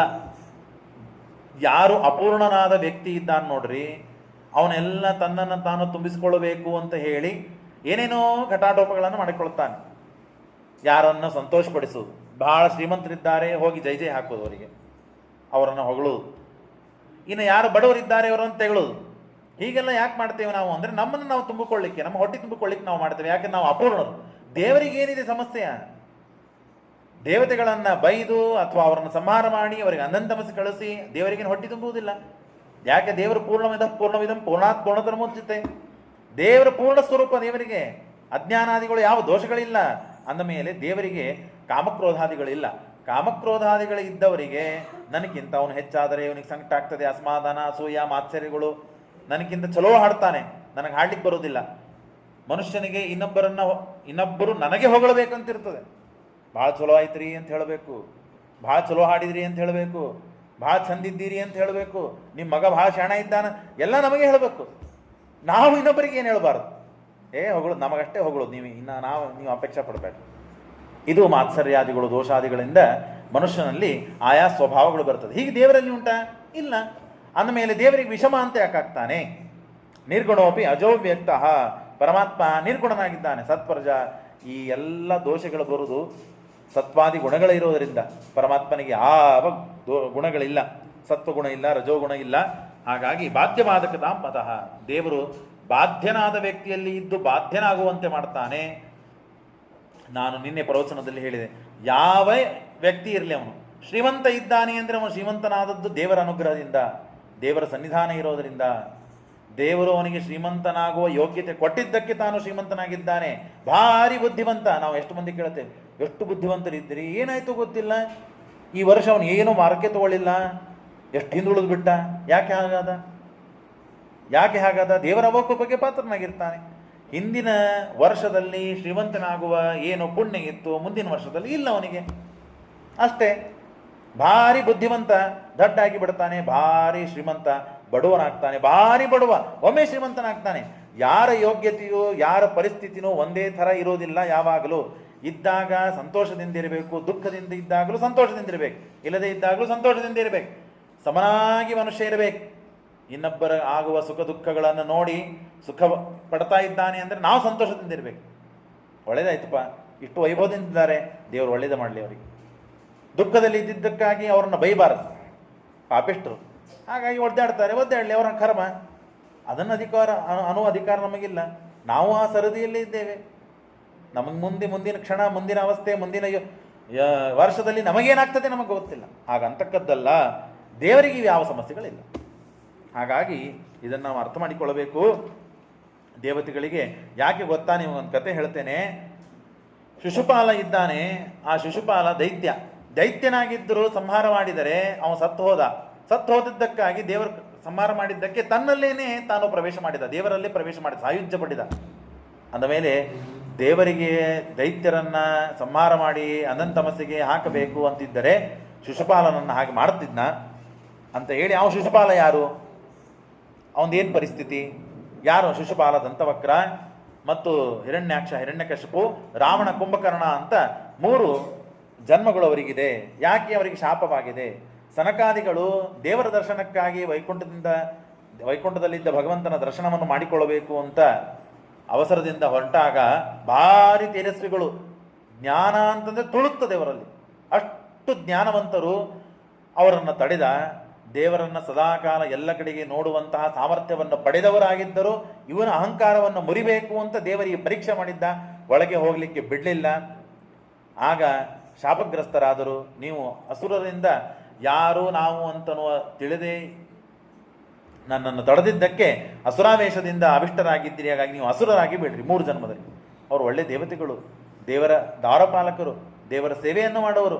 ಏನೋ ಸ್ವಲ್ಪ ಸೊಕ್ಕು ಬಂದಿತ್ತು, ಅಹಂಕಾರ ಬಂದಿತ್ತು, ಅದನ್ನು ಪರಿಹಾರ ಮಾಡಬೇಕು ಅಷ್ಟೇ ಹೊರತು ಕೊನೆಯವರೆಗೆ ಹಾಗೆ ಅಸುರರಾಗಿ ಬೀಳುವುದು ಸಾಧ್ಯವಿಲ್ಲ ಅಂತ ಹೇಳಿ ದೇವರೇ 3 ಜನ್ಮದಲ್ಲಿ ನಾನು ಬಂದು ನಿಮ್ಮನ್ನು ಸಂಹಾರ ಮಾಡ್ತೇನೆ ಅಂತ ವರ ಕೊಟ್ಟಿದ್ದಾನೆ. ಹಾಗಾದರೆ ಹಿರಣ್ಯಾಕ್ಷ, ಹಿರಣ್ಯಕಶಿಪುವನ ಕಥೆಯನ್ನು ಹೇಳ್ರಿ ಅಂದಾಗ ಸರಿ ಆಗಲಿ ಅಂತ ಹೇಳಿ ಅವರ ಕಥೆಯನ್ನು ಹೇಳ್ತಾರೆ. ನರಸಿಂಹದೇವರ ಅವತಾರ ಯಾಕೆ ಆಯಿತು ಅದನ್ನೆಲ್ಲ ಹೇಳ್ತಾರೆ. ಹಿಂದೆ ತಾನು ಹಿರಣ್ಯಾಕ್ಷ ಬ್ರಹ್ಮಾಂಡವನ್ನು ಒಳಗಡೆ ತಗೊಂಡು ಹೋಗಿದ್ದ.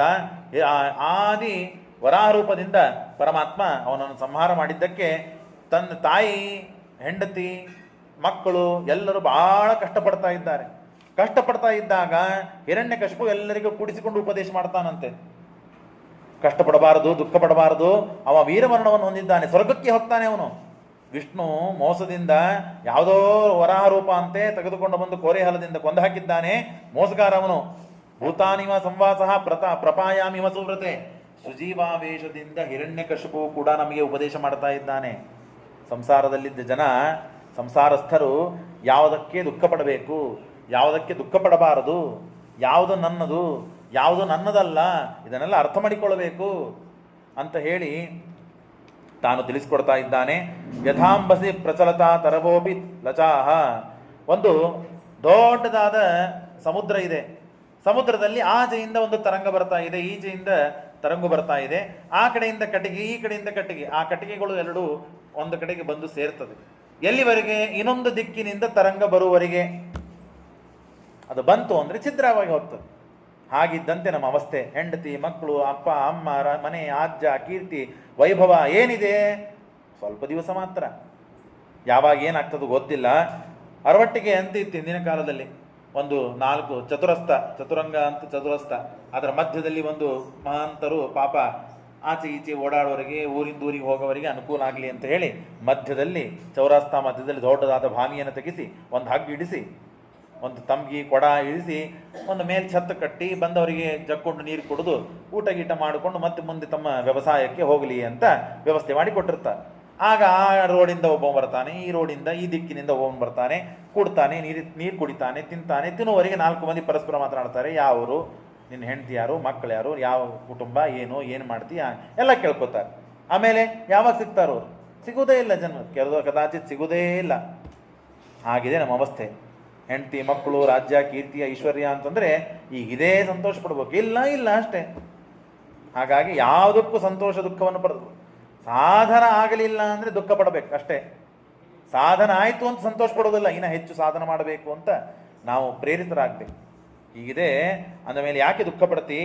ಉಶೀನರ ಸುಯಜ್ಞ ಅಂತನ್ನುವ ರಾಜ, ಉಶೀನರ ದೇಶ ಸುಯಜ್ಞ ರಾಜ, ಅವರ ಮಕ್ಕಳು ಸತ್ತು ಹೋಗಿದ್ದಾರೆ ಅಂತ ಬಹಳ ಒದ್ದಾಡ್ತಾ ಇದ್ರು.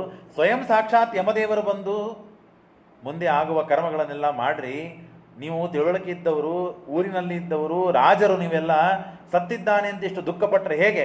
ನಾನು ಸಣ್ಣ ಕೂಸು, ಕಾಡಿನಲ್ಲಿ ಬಿಟ್ಟಿದ್ದಾರೆ, ನಂಗೆ ಅಪ್ಪ ಇಲ್ಲ, ಅಮ್ಮ ಇಲ್ಲ, ಯಾರೂ ಇಲ್ಲ. ದೇವರು ಬದುಕಿಸಬೇಕು ಅಂತಾದರೆ ಹೇಗಾದರೂ ಮಾಡಿ ಬದುಕಿಸ್ತಾನೆ. ಅವು ಉಳಿಬಾರ್ದು ಅಂತಾದರೆ ಭಾರಿ ಗಟ್ಟಿ ಇರಲಿ, ಶ್ರೀಮಂತ ಇರಲಿ, ರೊಕ್ಕ ಇರಲಿ, ಎಷ್ಟು ಆಪರೇಷನು, ಎಷ್ಟು ದೊಡ್ಡ ದೊಡ್ಡ ಡಾಕ್ಟರ್ಗಳು ಬೇರೆ ಕಡೆಯಿಂದ ಬಂದರೂ ಯಾರೂ ಏನೂ ಬದುಕಿಸ್ಲಿಕ್ಕೆ ಸಾಧ್ಯ ಇಲ್ಲ. ದೇವರಿಚ್ಛೆ. ಪತಿಚ್ಚಿತಂ ತಿಷ್ಟತಿ ದಿಷ್ಟರಕ್ಷಿತಂ ಗೃಹೇ ಸ್ಥಿತಂ ತದ್ ವಿಹಿತಂ ವಿನಶ್ಯತಿ ಜೀವತ್ಯನಾಥಃ. ಬದುಕಿರ್ತಾನೆ, ಸತ್ತಂತೆ ಇರ್ತಾನೆ. ಸತ್ತಿದ್ದರೂ ತನ್ನ ಕೀರ್ತಿ ಬದುಕ್ತದೆ. ಹೀಗೆಲ್ಲ ಮನುಷ್ಯ ಇದ್ದಾಗ ದೇವರ ಇಚ್ಛೆಯಿಂದ ನಡೀತದಪ್ಪ ಇದೆಲ್ಲ. ನನ್ನ ಹಿರಣ್ಯಾಕ್ಷ ಸತ್ತ ಅಂತ ಅಳ್ತಾ ಕೂತಿರೋ ಉಪಯೋಗ ಇಲ್ಲ. ಅಳಬಾರದು. ಇಲ್ಲದೇ ಇದ್ರೆ ಕಪ್ಪೋತದಂತೆ ನಮ್ಮ ಅವಸ್ಥೆ ಆಗ್ತದೆ ಅಂತ ಹೇಳಿ ಕಥೆಯಲ್ಲಿ ಕಥೆ 3 ಹೇಳ್ತಾನೆ. ಕೊನೆಗೆ ಆಯಿತು, ಇನ್ನು ಮೇಲೆ ಯಾರು ಅಳತಕ್ಕದ್ದೆಲ್ಲ ಹೇಳ್ರಿ ಅಂತ ಹೇಳಿ ಮೊದಲೇ ಮಹಾಬಲಿಷ್ಠ ಹಿರಣ್ಯಕಶ್ಯಪು.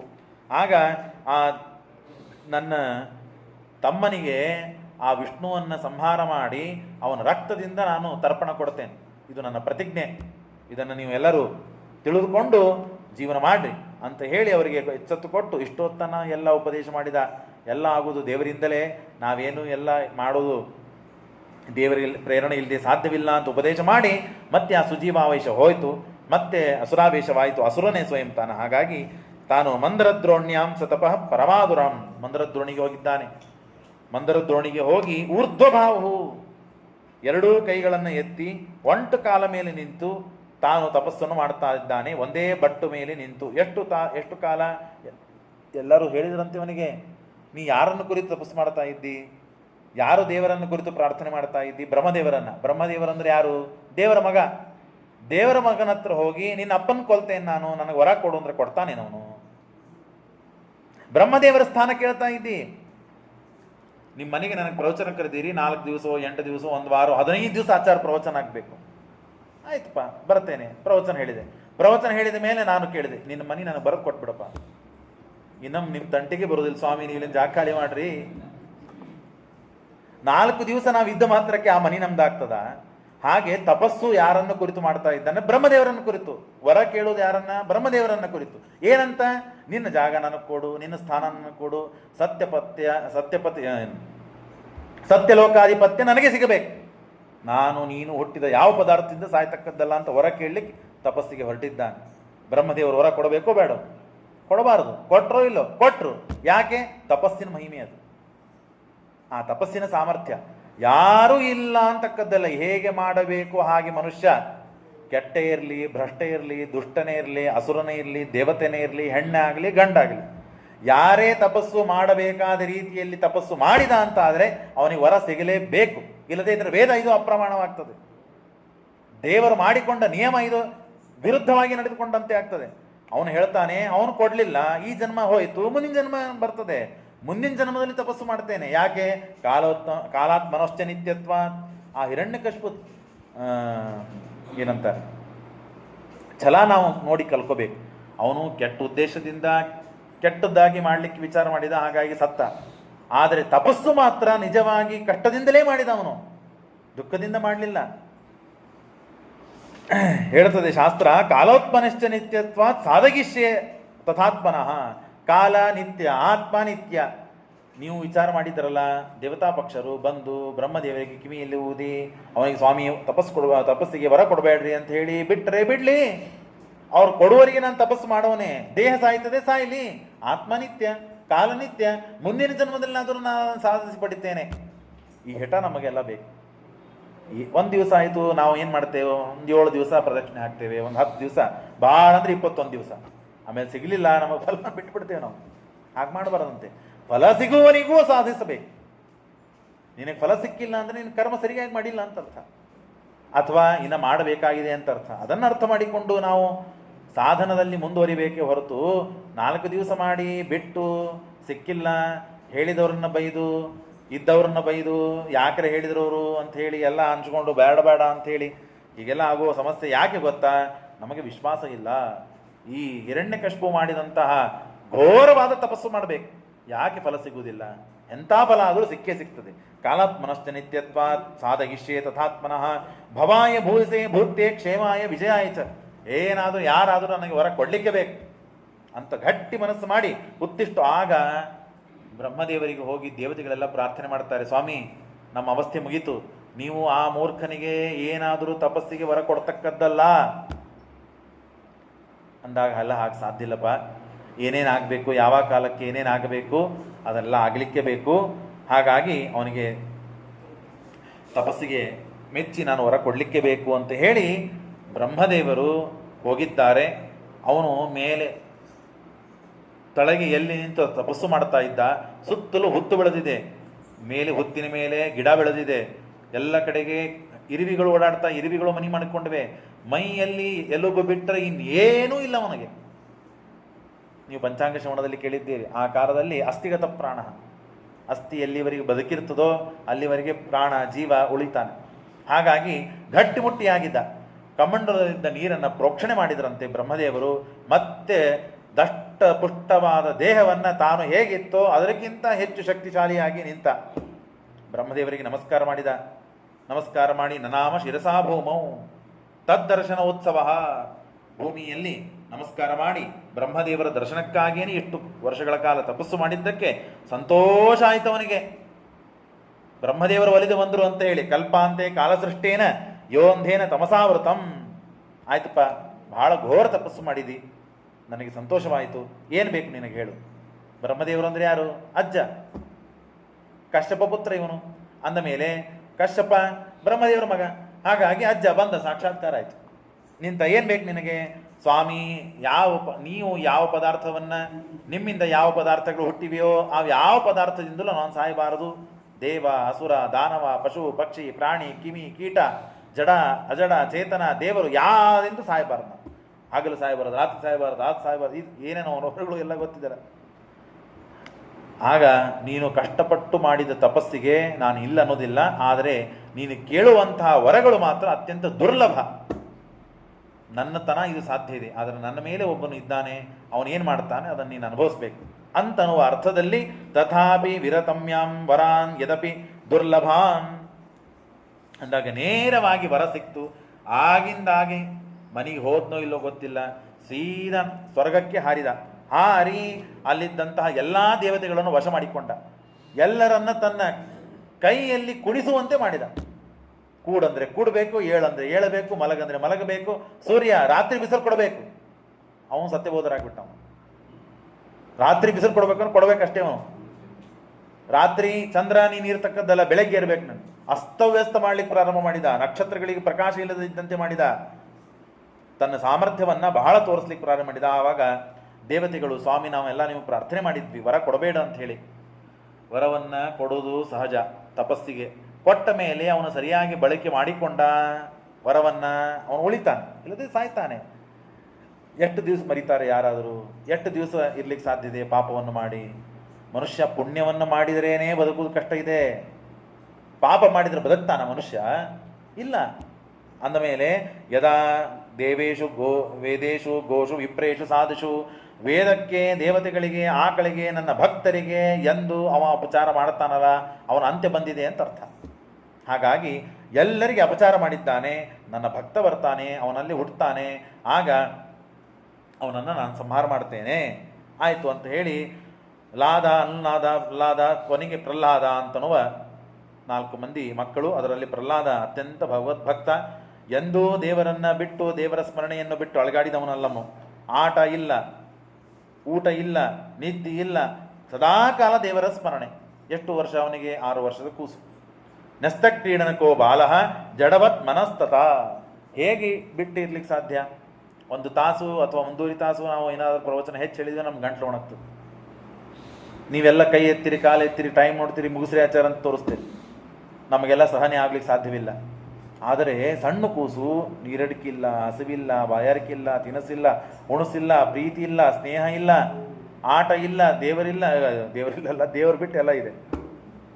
ಕೊನೆಗೆ ಸದಾಕಾಲ ದೇವರ ಕೃಷ್ಣ ಗೃಹ ಗೃಹೀತಾತ್ಮ, ಹುಚ್ಚಿಡದಂತೆ ಇದೆ ಅವನಿಗೆ.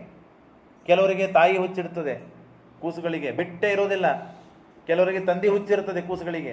ಇವನಿಗೆ ಎದುರು ಹುಚ್ಚಿದೆ ಅಂದರೆ ದೇವರು ಹುಚ್ಚಿದೆ. ಯಾರ ಹತ್ರ ಹೋಗ್ತಿದ್ದಿಲ್ಲ, ಅಖಂಡ ದೇವರ ಹತ್ರ, ದೇವರ ಮನೆ, ದೇವರ ಗುಡಿ, ಅಲ್ಲೇ ಕೂರ್ತಾ ಇದ್ದ, ದೇವರನ್ನು ನೆನೆಸೋದು. ಒಮ್ಮೆ ಹೋಗ್ತಾ ಇದ್ದ, ಒಮ್ಮೆ ಅಳುವುದು, ಒಮ್ಮೆ ನಗುವುದು, ಒಮ್ಮೆ ಜಿಗುವುದು, ಒಮ್ಮೆ ಕುಣಿಯುವುದು. ಯಾಕೆ ಹೀಗೆ ಮಾಡ್ತಾ ಇದ್ದ ಅಂತಂದರೆ, ಯಾವಾಗ ದೇವರ ಕಣ್ಣಿಗೆ ಕಾಣ್ತಾನೆ, ಸಂತೋಷವಾಗ್ತಾ ಇತ್ತು, ಕುಣಿತಾ ಇದ್ದ, ಹಾಡ್ತಾ ಇದ್ದ, ಸ್ತೋತ್ರ ಮಾಡ್ತಾ ಇದ್ದ. ಯಾರಿಗೂ ಬೇರೆಯವರಿಗೆ ಕಾಣ್ತಾ ಇದ್ದಿಲ್ಲ. ಒಮ್ಮೆ ಅಳುವುದು, ಬಿದ್ದು ಉಳ್ಳಾಡೋದು. ಯಾಕೆ ಅಂದರೆ ದೇವರು ಕಾಣ್ತಾ ಇದ್ದಿದ್ದಿಲ್ಲ. ಕಾಣುವ ದೇವರ ಅದೃಶ್ಯ ಆಗಿಬಿಡ್ತಿದ್ದ. ಬಹಳ ತ್ರಾಸಾಗ್ತಿತ್ತಂತವನಿಗೆ. ಹೀಗೆ ಇಷ್ಟು ಅದ್ಭುತವಾದ ಭಕ್ತ. ಅವನಿಗೆ ಗುರುಕುಲ ವಾಸ ಆಗಬೇಕು, ಶಾಸ್ತ್ರ ಅಧ್ಯಯನ ಆಗಬೇಕಲ್ಲ ಅಂತ ನಾವು ಗುರುಕುಲ ವಾಸ ಮಾಡ್ತೀವಲ್ಲ. ಹಾಗೆ ಇವನಿಗೆ ಷಂಡಾಮರ್ಕರು, ಶುಕ್ರಾಚಾರ್ಯರ 2 ಮಕ್ಕಳು, ಷಂಡ ಮರ್ಕ ಅಂತ ಹೇಳಿ. ಅವರಲ್ಲಿ ಅಲ್ಲಿ ದೈತ್ಯರ ಮಕ್ಕಳು ಬಿಟ್ಟು ಯಾರಿಗೆ ಬೇರೆ ಅಡ್ಮಿಷನೇ ಇಲ್ಲವ್ರಿ. ನೀ ದೈತ್ಯ ಮಗ ಇದ್ದೀಯಾ, ಹಾಗಾದ್ರೆ ಒಳಗೆ ಬಾ. ದೇವತೆಗಳ ಮಕ್ಕಳು ಯಾರೂ ಸಂಬಂಧ ಇಲ್ಲ. ಪಪಾಟ ಯಾಮಾಸು, ಅವರಿಗೆ ಸ್ತೋತ್ರ, ಅವ್ರಿಗೆ ಏನು ಕಲಿಸ್ಬೇಕು ಕಲಿಸ್ತಾ ಇದ್ರು. ಆಗ ಒಂದು ದಿವಸ 3 ತಿಂಗಳಾಯಿತು, ನನ್ನ ಮಗ ಏನು ಕಲಿತಿದ್ದಾನೆ ಅಂತ ಹೇಳಿ ಆ ಹಿರಣ್ಯಕಶಿಪು ತಾನು ಬಂದಿದ್ದಾನೆ. ತೆಂಗಿನಕಾಯಿ ತೊಗೊಂಬರ್ ಮತ್ತೆ ಎದಕ್ಕೆ ತರ್ಸ ಒಡೆಯುವುದಿಲ್ಲದ ತೊಗೊಂಬ, ಮತ್ತೆ ತೆಂಗಿನಕಾಯಿ ತೊಗೊಂಬ. ಹಾಂ, 2 ತೊಗೊಂಬರ್, 2 ಹಾಂ, 2 ತೊಗೊಂಬ. ಆಗ ಅವನು ಬಂದು ತೊಡೆ ಮೇಲೆ ಕುಡಿಸಿ, ಕೂಸು ಏನು ಕಲ್ತಿಯಪ್ಪ, ಏನು ಕಲಿಸಿದ್ದಾರೆ ನಿನ್ನ ಗುರುಗಳು ಅಂದಾಗ ಅವನು ಏನೋ ಒಂದು ಸ್ತೋತ್ರ ಮಂತ್ರ ಏನೋ ಒಂದು ಹೇಳ್ತಾನೆ, ಶಭಾಸ್ ಅನ್ಸ್ಕೋತಾನೆ ಅಂತ ತಾನು ಪಾಪ ತಂದೆ ಕಾಯ್ತಾ ಕೂತ್ರೆ. ತತ್ಸಾಧು ಮನ್ಯೇ ಸುರವರ್ಯದೇಹಿನಾಂ ಸದಾ ಸಮುದ್ವಿಗ್ನ ದಿಯಾಮ ಸದ್ಗ್ರಹಾತ್ ಹಿತ್ವಾತ್ಮ ಪಾಪಂ ಗೃಹಮಂದಗೂಪಂ ಮನಂ ಗತೋ ಯದ್ಹೈಯಾಶ್ರಯೇತ. ತಂದೆ, ನಾನು ಒಂದು ಪಾಠ ಕಲ್ತಿದ್ದೇನೆ. ಎಲ್ಲ ಸರ್ವಸಂಗ ಪರಿತ್ಯಾಗ ಮಾಡಿ ವನಕ್ಕೆ ಹೋಗಿ ಸದಾಕಾಲ ದೇವರ ಧ್ಯಾನ ಮಾಡಬೇಕು, ಇದು ಕಲ್ತಿದ್ದೆ. ಹಿತ್ವಾತ್ಮ ಕೂಪಂ, ಇದು ಸಂಸಾರ ಅಂತನೂ ದೊಡ್ಡವಾದ ಅಂಧಕೂಪ. ಕಣ್ಣಿಗೆ ಕಾಣದೇ ಇದ್ದಷ್ಟು ಕತ್ತಲಿ ತುಂಬಿ ಹೋಗಿದೆ. ಹಾಗಾಗಿ ವನಂಗತೋ ಹರಿವಾಶ್ರಯೇತ, ವನಕ್ಕೆ ಹೋಗಿ ದೇವರ ಧ್ಯಾನ ಮಾಡಬೇಕು, ಇದನ್ನು ಕಲ್ತಿದ್ದೇನೆಂದಾಗ ಆ ಹಿರಣ್ಯಕಶಿಪು ನಕ್ಕ ಬಿಟ್ಟ ಅಂತೆ. ಸಣ್ಣ ಹುಡುಗಿ ಏನೋ ಹೇಳುತ್ತದೆ, ಯಾರೋ ಇವನಿಗೆ ತಲೆ ಕೆಡಿಸಿದ್ದಾರೆ, ಈಗ ಬಟ್ ಇಲ್ಲಿ ಇಡ್ರಿ, ನಾ ಹೇಳಿದಾಗ ಕೊಡ್ರಿ ಅಂದಾಗ ವಿಷ್ಣು ಪಕ್ಷೇ ಪ್ರಚಿನ್ನೇ. ಆಗ ಆ ಗುರುಗಳಿಗೆ ಕರೆದು ಹೇಳ್ತಾರಂತ, ಇವರು ಇಲ್ಲಿ ಯಾರೋ ವಿಷ್ಣು ಭಕ್ತರು ಬಂದಿದ್ದಾರೆ, ಯಾರೋ ಬೇರೆಯವರು ಒಳಗೆ ಹೊಕ್ಕಿದ್ದಾರೆ, ನಾನು ಪ್ರಹ್ಲಾದನ ತಲೆ ಕೆಡಿಸಿದ್ದಾರೆ, ಸ್ವಲ್ಪ ಜೋಕಿಯಿಂದ ಜವಾಬ್ದಾರಿಯಿಂದ ಪಾಠ ಹೇಳಬೇಕು ಅಂದಾಗ ಅವನು ಅಷ್ಟು ಹೇಳಿ ಹೋದ. ಆಗ ಷಂಡಾಮರ್ಕ ಕರೆದರು, ನಾವೆಲ್ಲ ಇದನ್ನೇನು ಕಲಿಸೇ ಇಲ್ಲಪ್ಪ ನಿನಗೆ, ಎಲ್ಲಿಂದ ಹೇಳಿಕತ್ತಿ ನೀನು ಅಂತಂದಾಗ ಆಗ ಅವ್ರು ಹೇಳ್ತಾರೆ, ನನಗೆ ಯಾರು ಕಲಿಸೋದು ಬೇಕಾಗಿದ್ದಿಲ್ಲ, ನಾನು ಎಲ್ಲ ಮೊದಲೇ ಕಲ್ತಿದ್ದೇನೆ ಹಾಗೆ ಅಂತ ತಾನು ಉತ್ತರ ಕೊಡ್ತಾನೆ. ನೀನು ಏನಾದರೂ ಕಲ್ತಿರು, ನಾವೇನು ಕಲಿಸ್ತೇವಲ್ಲ ಅದನ್ನೇ ನಿಮ್ಮ ಅಪ್ಪನ ಮುಂದೆ ಹೇಳು, ಇಲ್ಲದಿದ್ದರೆ ನಮಗೆ ಶಿಕ್ಷೆ ಆಗ್ತದೆ, ಹಣ ಸಿಗುವುದಿಲ್ಲ, ನಮ್ಮ ಹೊಟ್ಟೆ ನಡೆಯುವುದಿಲ್ಲ ಅಂತೆಲ್ಲ ಹೇಳ್ತಾರೆ. ಅವನು ಹಾಗೆ ಸುಮ್ಮನೆ ಗೋಣ ಹಾಕ್ತಾನೆ. ಮತ್ತೊಮ್ಮೆ ಬರ್ತಾನೆ. ಮತ್ತೊಮ್ಮೆ ಬಂದಾಗ ಕೇಳ್ತಾನೆ, ಮತ್ತೆ ಏನು ಕಲ್ತಿದ್ದಿ ಅಂತಂದಾಗ, ಶ್ರವಣಂ ಕೀರ್ತನಂ ವಿಷ್ಣು ಸ್ಮರಣಂ ಪಾದಸೇವನಂ ಅರ್ಚನಂ ವಂದನಂ ದಾಸ್ಯಂ ಸಖ್ಯಮಾತ್ಮ ನಿವೇದನಂ, ನವವಿಧವಾದ ಭಕ್ತಿಯನ್ನು ಕಲಿತಿದ್ದೇನೆ.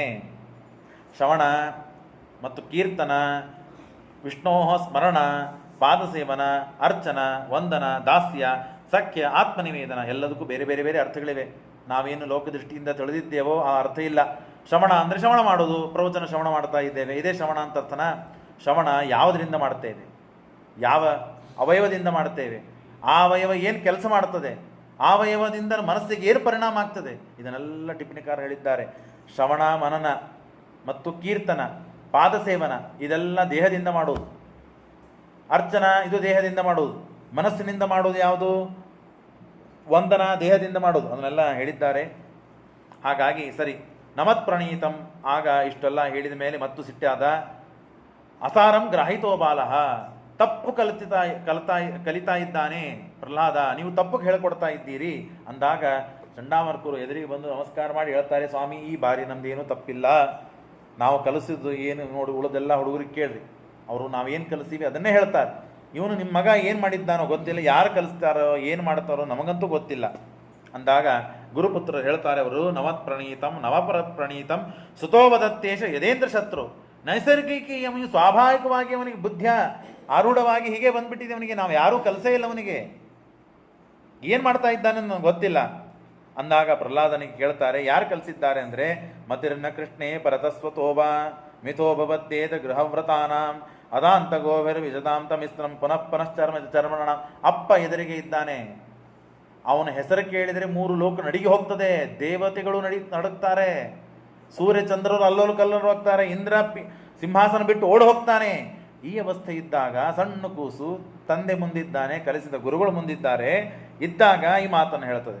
ಮತಿರ್ನ ಕೃಷ್ಣೇ ಭರತಸ್ವತೋಭ ಮಿಥೋ ವಿವದ್ದೇದ ಗೃಹವ್ರತಾನ ಅದಾಂತ ಗೋಬೇರ್ ವಿಷದಾಂತ ಮಿಶ್ರಂ. ದೇವರಲ್ಲಿ ಭಕ್ತಿಯನ್ನು ಮಾಡೋದು ಬಿಟ್ಟು ಬೇರೆದನ್ನೇ ಮಾಡಿದರೆ ನಾವು ಪುನಶ್ಚರ್ವಿತ ಚರಣಂ. ಸಂಸಾರದಲ್ಲಿ ಇದ್ದರೆ ತಿಂದದ್ದನ್ನೇ ತಿಂತೇವೆ, ನೋಡಿದ್ದನ್ನೇ ನೋಡ್ತೇವೆ, ಕೇಳಿದ್ದನ್ನೇ ಕೇಳ್ತೇವೆ, ಮಾಡಿದ್ದನ್ನೇ ಮಾಡ್ತೇವೆ.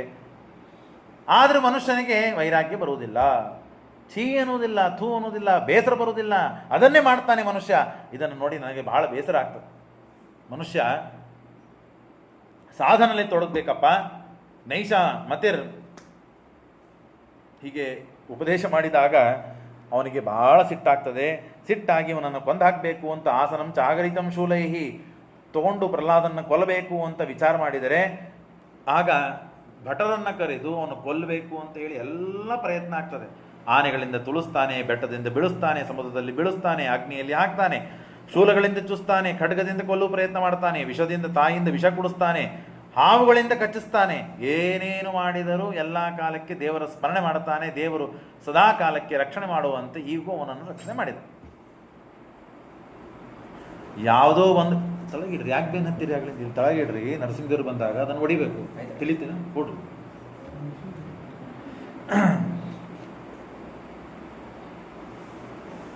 ಯಾವ ಕಾಲಕ್ಕೂ ಯಾವ ಪರೀಕ್ಷೆ ವೇಳೆಕ್ಕೂ ದೇವರೇನಾದರೂ ಬಂದಿದ್ದಿಲ್ಲ ಅಂದ್ರೆ ಪ್ರಹ್ಲಾದ ರಾಜ ಸತ್ತು ಹೋಗ್ತಿದ್ದ. ಪ್ರಹ್ಲಾದ ರಾಜ ಸತ್ತು ಹೋದ ಅಂದರೆ ದೇವರು, ದೇವರ ಭಕ್ತಿ, ದೇವರ ಭಕ್ತರಲ್ಲಿ ಯಾರೂ ವಿಶ್ವಾಸ ಮಾಡ್ತಾರೆ. ಹಾವನಿಂದ ಕಚ್ಚಿದ ಭಾರಿ ಭಾರಿ ಹಾವುಗಳು, ಎಲ್ಲ ವಿಷಸರ್ಪಗಳು, ಹಂತರಿಂದ, ಗಜಗಳಿಂದ, ಆನೆಗಳಿಂದ, ಎಲ್ಲರಿಂದ ಏನು ಮಾಡಿದರೂ ಹಿಮದಲ್ಲಿ, ಅಗ್ನಿಯಲ್ಲಿ, ಮಳೆಯಲ್ಲಿ, ಎಲ್ಲ ಕಡೆಗೆ ಹಾಕ್ತಾರೆ, ಏನೂ ಮಾಡಲಿಕ್ಕೆ ಸಾಧ್ಯ ಆಗೋದಿಲ್ಲ. ಕೊನೆಗೆ ಆ ಚಂಡಾಮರ್ಕರು ಹೇಳ್ತಾರೆ, ನಮ್ಮ ಗುರುಗಳು ಬರ್ತಾರೆ, ಬಂದಾಗ ಅವರು ವ್ಯವಸ್ಥೆ ಮಾಡ್ತಾರೆ, ನೀನು ಆರಾಮಾಗಿ ಮನೆಗೆ ಹೋಗು ಅಂತಂದಾಗ ಗುರುಗಳು ಇರೋದಿಲ್ಲ. ಆಗ ರಾಕ್ಷಸರ ಮಕ್ಕಳಿಗೆ ಏನು ಶಾಲೆಯಲ್ಲಿ ಆಟ ಆಡೋಣ ಬಾ ಪ್ರಹ್ಲಾದ ಅಂತ ಕರೀತಾರೆ, ಅವ್ರನ್ನೆಲ್ಲ ಕೂಡಿಸ್ತಾನೆ, ಕೂಡಿಸಿ ಉಪದೇಶ ಮಾಡ್ತಾನೆ. ಉಪದೇಶ ಮಾಡಿದರೆ ನಾವು ಏನೀಗ ರಾಮನಾಮ ಮತ್ತು ಜಪ ಮಾಡ್ತೇವಲ್ಲ, ಆ ಅವಸ್ಥೆ ಸೀಮೆ ಬರುವಂತೆ, ಭಕ್ತಿಯನ್ನು ಬರುವಂತೆ ಉಪದೇಶ ಮಾಡ್ತಾನೆ ಪ್ರಹ್ಲಾದ ರಾಜ. ಮೆಣಸಿನಕಾಯಿ ಖಾರಿದ್ದದ್ದನ್ನು ಸಿಹಿ ಮಾಡುವ ಸಾಮರ್ಥ್ಯ ಇರುವುದಂದ್ರೆ ಪ್ರಹ್ಲಾದ ರಾಜನಿಗೆ. ಎಂದೂ ಯಾವ ವ್ಯಕ್ತಿಗೂ ಭಕ್ತಿ ಬೀಜ ಅಲ್ಲ, ಗಿಡವನ್ನು ಬೆಳೆಸಿ ಹಣ್ಣು ಬರುವಂತೆ ಭಕ್ತಿಯನ್ನು ಬೆಳೆಸಿದ್ದು ಅದು ದೈತ್ಯರ ಪುತ್ರರಿಗೆ, ದೈತ್ಯರ ಮಕ್ಕಳಿಗೆ. ಕೌಮಾರ ಆಚರೇತ್ ಪ್ರಾಜ್ಞ. ಏನು ಮಾಡ್ತಾ ಇದ್ದೀರಿ ನೀವು? ಕೂಡಿ, ನಾನು ಬರ್ತೀನಿ ಆಟಕ್ಕೆ, ಈ ಕೆಲವು ಮಾತುಗಳನ್ನು ನಿಮಗೆ ಹೇಳಬೇಕು, ಹೇಳ್ತೇನೆ, ಅದಾದ ಮೇಲೆ ನಾನು ಇನ್ನು ಬರ್ತೇನೆ, ಎಲ್ಲ ಆಟ ಆಡೋಣ ಅಂತ ಹೇಳಿ. ಏನು ಜನ್ಮ ಇದು, ದುರ್ಲಭ ಜನ್ಮ, ಮನುಷ್ಯ ಜನ್ಮ. ಸುಖಕ್ಕಾಗಿ ಮನುಷ್ಯ ಶ್ರಮ ಪಡಬಾರದು. ಆತ್ಯಂತಿಕ ಸುಖ ಮೋಕ್ಷ, ಆ ಮೋಕ್ಷಕ್ಕಾಗಿ ಶ್ರಮ ಪಡಬೇಕು. ಹಾಗಾಗಿ ನತತ್ಪ್ರಯಾಸೋ ಕರ್ತವ್ಯ. ದೇವರೇ ಎಲ್ಲದಕ್ಕೂ ಸರ್ವಸ್ವ, ದೇವನೇ ಎಲ್ಲನೂ ಪ್ರೇರಣೆ ಮಾಡುವನು, ಹಾಗೆ ಹೀಗಂತೆಲ್ಲ ಉಪದೇಶ ಮಾಡಿದರೆ ದೇವರ ಮೇಲೆ ಭಕ್ತಿ ಬಂದು ರಾಮಕೃಷ್ಣ ರಾಮಕೃಷ್ಣ ಅಂತ ಎಲ್ಲರೂ ಸ್ಮರಣೆ ಮಾಡ್ತಾ ಇದ್ದಾರೆ. ಆಗ ಗುರುಗಳು ಬಂದರು, ನೋಡಿದರು, ಗಾಬರಿ ಆಯಿತು ಅವರಿಗೆ. ನೇರವಾಗಿ ಮತ್ತೆ ಹಿರಣ್ಯಕಶ್ಯಪನ ಹತ್ರ ಹೋಗ್ತಾರೆ. ಸ್ವಾಮಿ, ಅವನು ಹಾಳಾಗದೇನೆ ನಮ್ಮ ಮಕ್ಕಳಿಗೆ ಎಲ್ಲರನ್ನೂ ಹಾಳು ಮಾಡ್ತಾ ಇದ್ದಾನೆ, ನೀವೇ ಗತಿ ಅಂತಂದಾಗ ಹಿರಣ್ಯಕಶಿಪು ಬರ್ತಾನೆ. ಹಿರಣ್ಯಕಶಿಪು ಬಂದು ಅವನನ್ನು ಮತ್ತೆ ಶಿಕ್ಷೆ ಮಾಡಬೇಕು ಅಂತ ವಿಚಾರ ಮಾಡ್ತಾನೆ. ಏನಾದರೂ ಆಗೋದಿಲ್ಲ. ತತ್ತು ಕಾಲಸ್ಯ ದೀರ್ಘತ್ವ ಸ್ತ್ರೀತ್ವ ಭಾವ ಮನೋರಥೆ. ಆಗ ಅಲ್ಲಿ ಇವರು ಹೋಗಿ ಕಂಪ್ಲೇಂಟ್ ಮಾಡಿ ಆ ಹಿರಣ್ಯಕಶಿಪುವನ್ನ ಕರೆದುಕೊಂಡು ಬರೋಕ್ಕಿಂತ ಮುಂಚೆ ಈ ಎಲ್ಲ ದೈತ್ಯರು ಬಾಲಕರು ಕೇಳ್ತಾರೆ, ಪ್ರಹ್ಲಾದ, ನಾನು ನೀನು ಕೂತು ಒಂದೇ ಕಕ್ಷೆಯಲ್ಲಿ ಅಭ್ಯಾಸ ಮಾಡ್ತೇವೆ, ಗುರುಗಳು ಒಬ್ಬರೇ, ನಮಗೆಲ್ಲ ಬುದ್ಧಿನೇ ಬಂದಿಲ್ಲ, ಯಾರೂ ನಮಗೆ ಕಲಿಸಿಲ್ಲ, ನೀ ಎಲ್ಲ ಎಲ್ಲಿಂದ ಕಲ್ತಿದ್ದಾನಲ್ಲ, ದೇವರ ಭಕ್ತಿ, ಹೀಗೆ ಮಾಡಬೇಕು ಹಾಗೆ ಮಾಡಬೇಕು ಅಂತ ಎಲ್ಲಿಂದ ಕಲ್ತ್ರಿ ಇದನ್ನೆಲ್ಲ ಅಂತ ಕೇಳಿದರೆ ಅವನು ಹೇಳ್ತಾನೆ, ನಮ್ಮ ತಾಯಿ ಗರ್ಭಿಣಿಯಾದಾಗ ನಮ್ಮಪ್ಪ ಇಷ್ಟು ದುಷ್ಟ ಇದ್ದಾನೆ ಅಂದ ಮೇಲೆ ಅವನಿಂದ ಹುಟ್ಟುವ ಸಂತಾನ ಮಹಾಭಯಂಕರ ಘೋರ ಇರ್ತದೆ ಅಂತ ಹೇಳಿ ಇಂದ್ರ ಬಂದು ಸಂಹಾರ ಮಾಡಬೇಕಂತ ಬಂದ. ನನ್ನ ತಾಯಿಯನ್ನು ದರದರ ಎಳೆದುಕೊಂಡು ಕರ್ಕೊಂಡು ಹೋಗ್ತಾ ಇದ್ದ. ಆಗ ನಾರದರು ಬಂದು ತಡೆದರು, ಇವನಿಂದ ನಿಮ್ಮ ಜೀವನ ಉದ್ಧಾರ ಆಗೋದಿದೆ, ಹಾಗಾಗಿ ಈ ತಾಯಿಗೆ ಏನು ಮಾಡಬೇಡ, ಗರ್ಭಕ್ಕೂ ಏನು ಮಾಡಬೇಡ ಅಂತಂದಾಗ ಪ್ರದಕ್ಷಿಣೆ ಹಾಕ್ಕೊಂಡು ನಮಸ್ಕಾರ ಮಾಡಿ ದೇವರ ಭಕ್ತರು ಅಂತ ಹೇಳಿ ಆ ದೇವೇಂದ್ರ ತಾನು ಹೊರಟೋದ. ನಾರದರು ನನ್ನ ತಾಯಿಗೆ ಕುಡಿಸಿಕೊಂಡು ಎಲ್ಲ ತತ್ವಗಳನ್ನು ಉಪದೇಶ ಮಾಡಿದ. ಆಗ ಒಳಗಿದ್ದು ನಾನು ಗರ್ಭಿಣಿ, ಪ್ರಸವ, ಆ ಗರ್ಭದ ವೇದನೆ, ಹಾಗಾಗಿ ನನ್ನ ತಾಯಿ ಮಲಗಿಬಿಡ್ತಿದ್ಲು. ನಾನು ಒಳಗಿದ್ದು ಎಲ್ಲ ಶ್ರವಣ ಮಾಡ್ತಾ ಇದ್ದೆ. ನನ್ನ ಸಲುವಾಗಿ ನಾರದರು ಸದಾಕಾಲ ಹೇಳ್ತಾ ಇದ್ದು. ತಾಯಿಗೆ ಅದು ಭಾಳ ದಿನ ಆಯಿತು, ಹಾಗಾಗಿ ಮರ್ತು ಹೋಯಿತು, ನಾನು ಮರಿಲಿಲ್ಲ, ಹಾಗಾಗಿ ಅದನ್ನೆಲ್ಲ ನಿಮಗೆ ಉಪದೇಶ ಮಾಡಿದ್ದೇನೆ ಅಂತ ಪ್ರಹ್ಲಾದರಾದರು ಹೇಳ್ತಾರೆ. ಹಾಗೆ ಬರ್ತಾನೆ ಹಿರಣ್ಯಕಶಿಪು, ಆ ಗುರುಗಳಿಂದ ಸಮೇತನಾಗಿ ಬರ್ತಾನೆ. ಬಂದಾಗ ಬಹಳ ಸಿಟ್ಟು ಬರ್ತದೆ. ನದಾನಂನ ಜೇಜ್ಯಂ, ಇಡೀ 3 ಲೋಕ ನಡಿಗೆ ಹೋಗ್ತದೆ. ಎಲ್ಲರೂ ದೇವತೆಗಳು ನಾನು ಹೇಳಿದಂತೆ ಕೇಳ್ತಾರೆ. ನೀನೇನೋ ಮಾರಾಯ, ನನ್ನ ಮಗನಾಗಿ ನನ್ನನ್ನೇ ವಿರೋಧ ಮಾಡ್ತೀನಿ ನೀನು, ಯಾರು ನಿನಗೆ ನಿನ್ನ ಹಿಂದೆ ಇದ್ದಾರೆ, ಯಾರು ಇಷ್ಟು ನಿನಗೆ ಬಲ ಕೊಟ್ಟಿದ್ದಾರೆ, ಏನು ಮಾಡ್ತಾ ಇದ್ದೀನಿ ನೀನು ಅಂತ ಕೇಳಿದರೆ ಪ್ರಹ್ಲಾದ ಏನು ಉತ್ತರ ಕೊಡ್ಬೇಕು ಅದಕ್ಕಾಗಿ? ತಂದೆ ಅಂತನೋ ಗೌರವ ಇದೆ, ಆದರೆ ದೇವರನ್ನು ದ್ವೇಷ ಮಾಡ್ತಾನೆ ಅಂತನೋ ಸಲುವಾಗಿ ಅವನ ಬುದ್ಧಿಯನ್ನು ಬದಲಾಯಿಸಿ ಅವನಿಗೆ ಭಕ್ತಿಯನ್ನು ತರಬೇಕಾಗಿದೆ, ಅವನನ್ನು ಉದ್ಧಾರ ಮಾಡಬೇಕಾಗಿದೆ ಪ್ರಹ್ಲಾದರಾಜರಿಗೆ. ಹಾಗಾಗಿ ಬಲವನ್ನು ಕೊಟ್ಟಿದ್ದು ಕೇವಲ ನನಗಷ್ಟೇ ಅಲ್ಲ, ದೇವರು ಸಮಸ್ತ ಜೀವರಾಶಿಗಳಿಗೂ ನಿನಗೂ ಸಮೇತ. ನೀನು ಏನಿಷ್ಟು ಅಹಂಕಾರದಿಂದ ನಾನು ಬಲಿಷ್ಠ, ನಾನೇ ದೇವರು, ನನ್ನನ್ನು ಕುರಿತು ಹೋಮ ಮಾಡಿರಿ, ನನಗೆ ಸಮರ್ಪಣೆ ಮಾಡಿರಿ, ನನಗೆ ಪಂಚಾಮೃತ ಅಭಿಷೇಕ ಮಾಡಿರಿ ಅಂತ ಏನು ಬಡ್ಕೋತಾ ಇದೆಯಲ್ಲ ನೀನು, ಇದೆಲ್ಲ ಇಷ್ಟು ಸಾಮರ್ಥ್ಯ ಕೊಟ್ಟಿದ್ದು ಯಾರು ನಿನಗೆ? ಆ ಸ್ವಾಮಿನೇ, ನನ್ನಂತರ್ಯಾಮಿ ನಿನ್ನಂತರ್ಯಾಮಿ ಆದಿಗಳು ದೇವರಿಗೆ ಅಭೇದ ಇದೆ. ಆ ಸ್ವಾಮಿನೇ ನಿನಗೆ ಬಲವನ್ನು ಕೊಟ್ಟಿದ್ದು. ನಾ ಕೇವಲ ಮೇ ಭವತಶ್ಚ ರಾಜನ್ ಸವೈಬಲಂ ಬಲದಾಂ ಚಾಪರೇಶಾಂ. ಸಮಸ್ತ ಜೀವರಾಶಿಗಳಿಗೆ ತಿಮಿಂಗಲ ಇದೆ. ಆ ತಿಮಿಂಗಲವನ್ನು ನುಂಗುವ ದೊಡ್ಡದಾದ ತಿಮಿಂಗಲ ಇದೆ, ಭಾರಿ ಬಲಿಷ್ಠ ಅಂತ ನಿನ್ನನ್ನು ನೀನು ತಿಳ್ಕೊಂಡಿದ್ದಿ.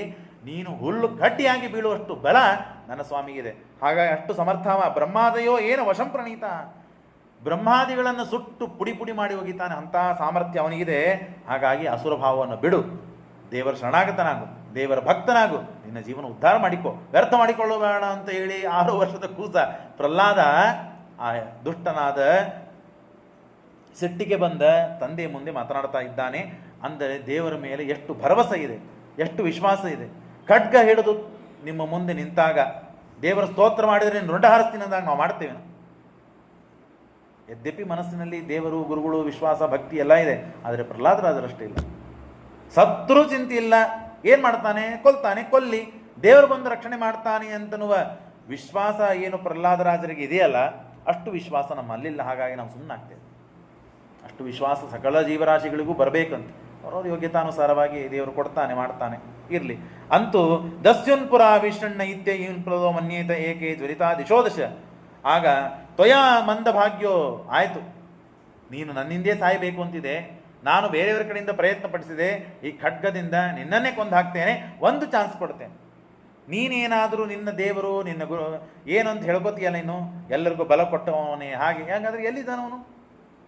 ಇಷ್ಟು ಬಲ ಕೊಟ್ಟು ಇಷ್ಟು ಸಾಮರ್ಥ್ಯ ಶಕ್ತಿ ಎಲ್ಲ ಕಡೆ ಹುಡುಕಿದ್ದೇನೆ, 3 ಲೋಕದಲ್ಲಿ ಹುಡುಕಿದ್ದೇನೆ, ಅವನು ಸಿಗಬೇಕು ಅಂತ ಹೇಳಿ ಎಲ್ಲ ದೇವತೆಗಳಿಗೆ ನಿತ್ಯ ಬಡಿತಾ ಇದ್ದೆ ನಾನು. ಬರ್ತಾನೆ, ಆಗ ಬರ್ತಾನೆ, ಈಗ ಬರ್ತಾನೆ, ಯುದ್ಧ ಮಾಡೋಣ, ನಮ್ಮ ತಮ್ಮನ ಶತ್ರುವನ್ನು ಸಂಹಾರ ಮಾಡಿ ಅವನಿಗೆ ಸಂತೋಷಪಡಿಸೋಣ, ಅವನ ಆತ್ಮಕ್ಕೆ ಶಾಂತಿ ಸಿಗಲಿ ಅಂತ ಬೇಕಾದ ಪ್ರಯತ್ನ ಪಟ್ಟೆ, ಸಿಗಲೇ ಇಲ್ಲ. ಎಲ್ಲಿದ್ದಾನಪ್ಪ ಅವನು? ಕ್ವಾಸ ಹೋಗಿದ್ದೇನೆ ಸರ್ವತ್ರ ಕಸ್ಮಾ ಸ್ತಂಭೇನ ದೃಶ್ಯತೆ. ಹಾಗಾದರೆ ಎಲ್ಲ ಕಡೆಗೆ ಇದ್ದಾನೆ, ಎಲ್ಲರಲ್ಲಿ ಪ್ರೇರಣೆ ಮಾಡ್ತಾನೆ, ಜಡ ಜೀವ ಚೇತನ ಅಚೇತನ ಎಲ್ಲ ಕಡೆಗಿದ್ದು ನಿಯಮನ ಮಾಡ್ತಾನೆ ಅಂತಂದಿಯಲ್ಲ, ನನ್ನಲ್ಲಿ ನಿನ್ನಲ್ಲಿ ಇದ್ದಂತೆ ಸ್ತಂಭದಲ್ಲಿ ಇದ್ದಾನೋ ಇಲ್ಲೋ? ಇದ್ದಾನಲ್ಲ. ಸೋಹಂ ವಿಗತ್ಯಮಾನ ಶಿರಕಾರಯಾಮಾಸತೆ ಗೋಪಾಯಾತ ಹರಿಸ್ತ್ವಯ ಯಾಸ್ತೆ ಶರಣಮಿಚ್ಛತಾಂ. ಅವಶ್ಯವಾಗಿದ್ದಾನೆ ಸ್ವಾಮಿ, ಅಪ್ಪ ಎಲ್ಲ ಕಡೆಗಿದ್ದಾನೆ ಅಂತ ಹೇಳಿದಾಗ ಒಂದು ಖಡ್ಗ ಕೈಯಲ್ಲಿ ಇತ್ತು. ಆ ಖಡ್ಗವನ್ನು ತೆಗೆದುಕೊಂಡು ಕಂಬಕ್ಕೆ ಜೋರಾಗಿ ಗುದ್ದಾಗ ಜೋರಾದ ಶಬ್ದ ಬರ್ತದೆ. ಸತ್ಯಂ ವಿಧಾತ್ವಂ ನಿಜ ವೃತ್ಯ ಭಾಷಿತಂ ವ್ಯಾಪ್ತಂಚ ಭೂತೇಷು ಅದೃಶ್ಯತಾತ್ಯದ್ಭುತರೂಪಮುದ್ಗಮಂ ಸ್ತಂಭೇ ಸಭಾಯಾಂ ಪ್ರಹ್ಲಾದ ರಾಜ ಹೇಳಿದ ಮಾತಿಗೆ ಅವನು ಸ್ತಂಭವನ್ನು ಜೋರಾಗಿ ಮುಷ್ಟಿಯಿಂದ ಗುದ್ದಿದಾಗ ಸ್ತಂಭ ಒಡೆದು ಅಲ್ಲಿಂದ ನರನೂ ಅಲ್ಲ, ಈ ಕಡೆ ಪ್ರಾಣಿನೂ ಅಲ್ಲ, ಎರಡೂ ರೂಪವನ್ನು ಧಾರಣೆ ಮಾಡಿದು. ಒಕ್ಕಳಿನವರಿಗೆ ಮೇಲೆ ಸಿಂಹದ ರೂಪ, ತಳಗೆ ಎಲ್ಲ ಮಾನವ ರೂಪ. ಹೀಗೆ ನರಸಿಂಹನಾಗಿ ಪರಮಾತ್ಮ ಪ್ರಹ್ಲಾದರಾಜನ ಭಕ್ತಿಗೆ ಮೆಚ್ಚಿ ಆ ಅಸುರನ ಸಂಹಾರ ಮಾಡೋದಕ್ಕಾಗಿ ಪ್ರಹ್ಲಾದರಾಜನ ಭಕ್ತಿಯನ್ನು ಮೆಚ್ಚಿದ ಭಕ್ತರೇನಿದ್ದಾರಲ್ಲ ಅವರಿಗೂ ದೇವರ ಮೇಲೆ ಅತಿಯಾದ ವಿಶ್ವಾಸ ಮೂಡಿ ಏನೇ ಆಪತ್ತು ಸಂಕಟ ಕಷ್ಟಗಳು ಅಸುರರು ದುಷ್ಟರು ನಿಮ್ಮ ಮೇಲೆ ದಬ್ಬಾಳಿಕೆ ಮಾಡಲಿಕ್ಕೆ ಬಂದಾಗ ನಾನು ಬಂದು ನಿಮ್ಮನ್ನು ರಕ್ಷಣೆ ಮಾಡುತ್ತೇನೆ ಅಂತ ಪ್ರಹ್ಲಾದರಾಜನನ್ನು ಮುಂದೆ ಮಾಡಿಕೊಂಡು ಭರವಸೆ ಕೊಡ್ತಾ ಇದ್ದಾನೆ. ಸಮಾಜಕ್ಕೆ ಲೋಕಕ್ಕೆ ಕಲ್ಯಾಣವನ್ನೇ ಮಾಡ್ತೇನೆ. ಅದೃಶ್ಯತ ಅತ್ಯದ್ಭುತ ರೂಪಮುದ್ವಯಂ ಸ್ತಂಭೆ ಸಭಾಯಾಂ ನ ಮೃಗಂನ ಮಾನಶಂ. ದೇವತೆಗಳೆಲ್ಲ ಪುಷ್ಪವೃಷ್ಟಿ ಮಾಡಿದ್ದಾರೆ, ದೇವತೆಗಳು ಸ್ತೋತ್ರ ಮಾಡ್ತಾ ಇದ್ದಾರೆ. ಎಲ್ಲ ಬೆಟ್ಟ ಇಡೀ ಬ್ರಹ್ಮಾಂಡ ಕರಪರ ಒಡೆದು ಹೋದಾಗ ಏನು ಆವಾಜವಾಗಬೇಕು, ಧ್ವನಿ ಆಗಬೇಕು. ಏನು ಬ್ರಹ್ಮಾಂಡ ಸ್ಫೋಟ ಆಗಿದೆಯಾ, ಪ್ರಳಯ ಆಗ್ತಾ ಇದೆಯಾ ಅಂತನ್ನುವಂತೆ ಧ್ವನಿ ಬರ್ತಾ ಇದೆ. ಅದರಲ್ಲಿ ಕೆಂಪಾದ ಕಣ್ಣುಗಳು, ದೊಡ್ಡದಾದ ಉಗುರುಗಳು, ಕೆಂಪಾದ ನಾಲಿಗೆ. ಪರಮಾತ್ಮನ ಆ ಸಿಂಹದ ಧ್ವನಿ ಕೇಳಿ ಗಾಬರಿ ಆಯಿತು ಮೊದಲಿಗೆ ಎಲ್ಲರಿಗೆ. ಹಿರಣ್ಯಕಶಿಪುನು ಗಾಬರಿಯಾದ, ಆಮೇಲೆ ಸಂತೋಷಪಟ್ಟಂತೆ. ನಾನು ಎಲ್ಲೆಲ್ಲೋ ಹುಡುಕಿದೆ, ಇದೇ ಕಂಬದಲ್ಲಿ ಇದ್ದಾನೆ ಅಂದ್ರೆ ನಾನು ಯಾವಾಗಲೂ ಇಲ್ಲೇ ಕಡ್ಡು ಹಿಡ್ಕೊಂಡು ಕಾಯ್ತಾ ಕೊಡ್ತಿದ್ದೆ, ಬರ್ತಾನಂತ. ನನ್ನನ್ನು ಶತ್ರುವನ್ನು ಹುಡುಕಿ ಕೊಟ್ಟಲ್ಲಪ್ಪ ಅಂತ ಹೇಳಿ ಸಂತೋಷಪಟ್ಟಂತೆ. ಆದರೆ ದೇವರ ಬಲ, ದೇವರ ಸಾಮರ್ಥ್ಯ ಏನು ಅನಂತ ಶಕ್ತಿ ಅವನಿಗೆ ಗೊತ್ತಿಲ್ಲ. ಹಾಗಾಗಿ ಯುದ್ಧ ಮಾಡಿದ. ಬಹಳ ಹೊತ್ತುವರೆಗೆ ಎಷ್ಟೋ ಬಾರಿ ನರಸಿಂಹದೇವರಲ್ಲಿ ಕೈಯಿಂದ ಸಿಕ್ಕಾಗ ನರಸಿಂಹದೇವರನ್ನು ಬಿಡಿಸಿಕೊಂಡು ಮುಂದೆ ಹೋಗ್ತಾನೆ. ದೇವತೆಗಳೆಲ್ಲ ಗಾಬರಿ ಆಗ್ತಾರೆ. ದೇವರೇ ಸಂಹಾರ ಮಾಡಲು ಬ್ರಹ್ಮದೇವರ ಬರ ಇದೆ. ಬ್ರಹ್ಮದೇವರು ಸಾಯಿಸುವಂತೆ ಇಲ್ಲ, ಇನ್ನು ಸಾಯಿಸುವವರು ಯಾರು, ಸಂಹಾರ ಮಾಡೋರು ಯಾರು? ದೇವರು. ಹಾಗಾಗಿ ದೇವರಿಗೂ ಆಗಲಿಲ್ಲ, ಇನ್ನು ಯಾರಿಗಾಗಬೇಕಪ್ಪ ಅಂತ ಚಿಂತಾಕ್ರಾಂತರಾಗುವಂತೆ ದೇವತೆಗಳಿಗೆ ದೇವರು ಮೋಹನೆ ಮಾಡಿದ. ಯಾಕೆ ಅಂದರೆ ಅವನು ತಪಸ್ಸಿದೆ. ಅವನು 10,000 ವರ್ಷಗಳ ಕಾಲ ಘೋರ ತಪಸ್ಸು ಮಾಡಿದ್ದಾನೆ. ಆ ತಪಸ್ಸಿಗೆ ಮರ್ಯಾದೆ ಕೊಡಬೇಕು, ಇವನಿಗಲ್ಲ ಅಂತ ಹೇಳಿ ಎಷ್ಟೋ ಹೊತ್ತಿನವರೆಗೆ ದೇವರು ಅವನ ಜೊತೆಗೆ ಆಟ ಆಡಿದ್ದಾನೆ. ಕೊನೆಗೆ ಆ ವರಕ್ಕೆ ತಕ್ಕಂತೆ ಪರಮಾತ್ಮ ಅವನು ಕರೆದುಕೊಂಡು ಹೋಗಿ ವತ್ಸಲದ ಮೇಲೆ ಕೂಡಿಸಿ ಅವನನ್ನು ಹೊಟ್ಟೆಯನ್ನು ಹರಿದು ಒಳಗಿದ್ದ ಕರಳಮಾಳೆಗಳನ್ನು ತಾನು ಕೊರಳಲ್ಲಿ ಹಾಕಿ ಅವನನ್ನು ಸಂಹಾರ ಮಾಡಿದ್ದಾನೆ. ಆಗ ಜೋರಾದ ಪರಮಾತ್ಮನ ಧ್ವನಿ, ಆ ಗರ್ಜನೆ, ಅದನ್ನು ನೋಡಿ ಎಲ್ಲ ಬ್ರಹ್ಮಾದಿ ದೇವತೆಗಳು ನಡಿಗೆ ಹೋಗಿದ್ದಾರೆ. ಯಾರು ದೇವರ ಮುಂದೆ ಬಂದು ನಿಂದಿರಲಿಕ್ಕೆ ಸಾಧ್ಯವಾಗ್ತಾ ಇಲ್ಲ. ಆಗ ಎಲ್ಲ ದೇವತೆಗಳು ಬಂದು ಸ್ತೋತ್ರ ಮಾಡ್ತಾರೆ. ಯಾರ ಮಾತಿಗೂ ಪರಮಾತ್ಮ ಓದಲಿಲ್ಲ. ಎಲ್ಲರೂ ಹೋಗಿ ಮಹಾಲಕ್ಷ್ಮಿಯನ್ನು ಕೇಳಿ ಪ್ರಾರ್ಥನೆ ಮಾಡ್ತಾರೆ. ಲಕ್ಷ್ಮೀದೇವಿ ಅಂದ್ಲು, ನಾನು ಹೋಗಿ ದೇವರನ್ನು, ನನ್ನ ಗಂಡನನ್ನು ಶಾಂತ ಮಾಡಬೇಕು, ಆದರೆ ಈಗ ನನ್ನ ಗಂಡ ಅಲ್ಲ, ನಾನು ನೋಡೇಲ್ಲ ಈ ರೂಪವನ್ನು. ಪರಮಾತ್ಮನ ಲಕ್ಷ್ಮೀದೇವಿ ಪರಮಾತ್ಮನ ರೂಪಗಳನ್ನು ಪ್ರತಿ ಬ್ರಹ್ಮದೇವರ ಒಂದು ಹಗಲಲ್ಲಿ ಎಲ್ಲ ರೂಪಗಳು ದಶಾವತಾರಗಳಾಗಿ ಹೋಗ್ತದೆ. ಯಾಕೆ? ಬ್ರಹ್ಮದೇವರ ಆಯುಷ್ಯ, ಬ್ರಹ್ಮದೇವರ ಒಂದು ದಿನಕಲ್ಪ ಎಷ್ಟಿದೆ ನಿಮಗೆ ಗೊತ್ತಿದೆ. ಆದರೂ ಲಕ್ಷ್ಮೀದೇವಿ ಪ್ರಹ್ಲಾದನ ಸಲುವಾಗಿ ಪರಮಾತ್ಮ ಬಂದಿದ್ದಾನೆ. ಭಕ್ತರ ಭಕ್ತಿಗೆ ಮೆಚ್ಚಿ ಪರಮಾತ್ಮ ಬಂದು ಅನುಗ್ರಹ ಮಾಡ್ತಾನೆ ಅಂತನ್ಲಿಕ್ಕೆ ದೃಷ್ಟಾಂತ. ಹಾಗಾಗಿ ಪ್ರಹ್ಲಾದನನ್ನು ಮುಂದೆ ಕಳಿಸ್ತಾರೆ. ಆಗ ಪ್ರಹ್ಲಾದ ರಾಜ ಸ್ತೋತ್ರ ಮಾಡ್ತಾನೆ. ಭಾರಿ ಅದ್ಭುತವಾದ ಸ್ತೋತ್ರ. ಈ ಎಲ್ಲ ಸ್ತೋತ್ರಗಳು ಕರೆ ನಿಜವಾಗಿ ಹೇಳಬೇಕು ಅಂತಂದರೆ 7-8 ದಿವಸಗಳ ಕಾಲ 7-8 ತಾಸು ಕೇಳಬೇಕಾದದ್ದೆಲ್ಲ. ನಾನು ತಯಾರಿದ್ದೇನೆ. ಈ ಭಾಗವತ ಮಂಗಳಾದ ಮೇಲೆ ನೀವೆಲ್ಲ ಬರ್ತೀರಿ ಇಷ್ಟೇ ಸಂಖ್ಯಾದಲ್ಲಿ ಅಂತಂದರೆ ಅವಶ್ಯವಾಗಿ ನಾನು ಹೇಳ್ತೇನೆ. ಬೇಸ ತರಿಸುವುದಿಲ್ಲ. ಆದರೆ ನಿಮ್ಮನ್ನು ತಿಳಿಸದೆ ಅನ್ನಬಾರದು, ನನ್ನ ಕಡೆಯಿಂದ ಎಷ್ಟು ಸಾಧ್ಯ ಇದೆ, ಪ್ರಯತ್ನ ಇದೆ, ಎಲ್ಲ ಸ್ತೋತ್ರಗಳನ್ನು, ಮಹತ್ವದ ತತ್ವಗಳನ್ನು, ಯಾವ ರೀತಿಯಾಗಿ ಭಗವದ್ಭಕ್ತರು ದೇವರಲ್ಲಿ ವಿಶ್ವಾಸ ಭಕ್ತಿಗಳನ್ನು ಮಾಡಿದ್ದಕ್ಕೆ ವರವನ್ನು ಪಡೆಯುವ ಸಾಮರ್ಥ್ಯ ಇದೆ ಇವರಲ್ಲಿ ಅಂತನ್ನೋದನ್ನು ಅದ್ಭುತವಾದ ಸ್ತೋತ್ರವನ್ನು ಮಾಡಿ ತಿಳಿಸಿಕೊಡ್ತಾರೆ. ನೀವು ಬರ್ತಿದ್ರೆ ಅವಶ್ಯವಾಗಿ ನಾನು ಹೇಳಲಿಕ್ಕೆ ತಯಾರಿದ್ದೇನೆ, ಅಥವಾ ನಿಮ್ಮ ಮನೆಯಲ್ಲಿ ಬಂದು ಹೇಳ್ತೇನೆ. ಯಾರೂ ಅನ್ಲಿಕ್ಕೆ ತಯಾರಿಲ್ಲ, ಹಂಗಂದ್ರೆ ಬೇಡ. ಈಗ ಬಿಟ್ಟರೆ ಸಾಕು, 7:20 ಆಯಿತು. ಹಾಗಾಗಿ ಸ್ತೋತ್ರ ಮಾಡ್ತಾನೆ. ತಮಾಷೆ ಮಾಡಿದೆ. ಅಷ್ಟು ಅದ್ಭುತವಾದ ತತ್ವಗಳಿವೆ. ದೇವರನ್ನು ವರ್ಣನೆ ಮಾಡ್ತಾರೆ ಪ್ರಹ್ಲಾದರಾಜು.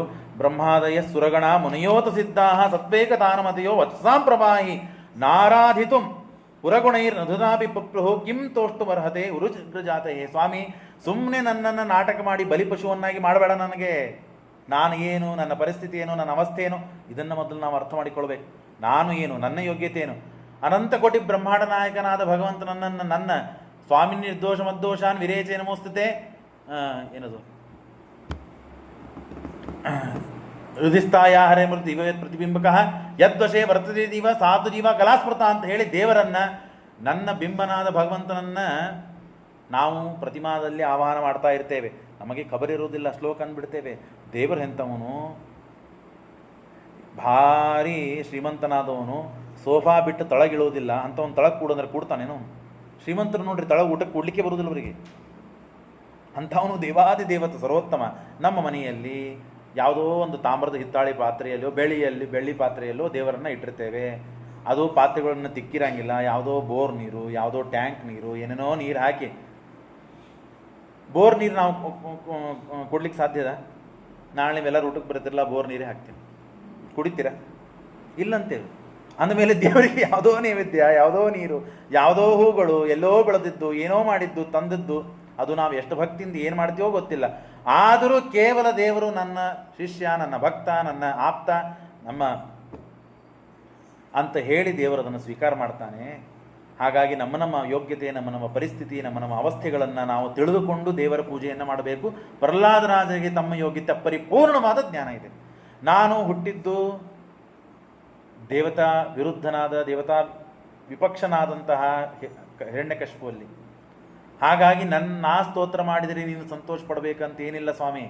ಹರಿರುಗ್ರ ಜಾತೆ ದೇವತೆಗಳು ಪ್ರತಿನಿತ್ಯ, ಬ್ರಹ್ಮಾದಿ ದೇವತೆಗಳು ಪ್ರತಿನಿತ್ಯವೂ ಕೂಡ, ಬ್ರಹ್ಮಾದಯ ಸುರಗಣ ಮನಿಯೋತ ಸಿದ್ಧ, ಎಲ್ಲ ದೇವತೆಗಳು ಕೂತು ಜಪ ಮಾಡಿ, ತಪಸ್ಸು ಮಾಡಿ, ಆರಾಧನೆ ಮಾಡಿ ನಿನ್ನನ್ನು ಕಾಣಬೇಕು ಅಂತ ಒದ್ದಾಡ್ತಾ ಇದ್ದರೆ ನೀನು ಅವ್ರಿಗೆ ದರ್ಶನ ಕೊಡುವುದಿಲ್ಲ. ನಿನ್ನ ಇಚ್ಛೆ ಆದರೆ ದರ್ಶನ ಕೊಡ್ತಿ. ಈ ಅವಸ್ಥೆ ಇದ್ದಾಗ ನನ್ನ ಅವಸ್ಥೆ ಏನು ಸ್ವಾಮಿ? ಅವರೆಲ್ಲ ಮಹಾನುಭಾವರು, ಮಹನೀಯರೇ. ನಿನ್ನ ಗುಣಗಳನ್ನು ನಿನ್ನನ್ನು ಮೆಚ್ಚಿಸ್ಲಿಕ್ಕೆ ಆಗುವುದಿಲ್ಲ ಅಂದರೆ ಹರಿರುಗ್ರ ಜಾತೆ, ನಾನು ಇಂಥ ಮೂರ್ಖ ಹಿರಣ್ಯಕಶಿಪುನಲ್ಲಿ ಹುಟ್ಟಿದಾಗ ನಾನು ನಿನ್ನನ್ನೇ ಸ್ತೋತ್ರ ಮಾಡೋದು. ನೈವಾತ್ಮನ ಪ್ರಭುಲಯಂ ನಿಜಲಾಭಪೂರ್ಣ.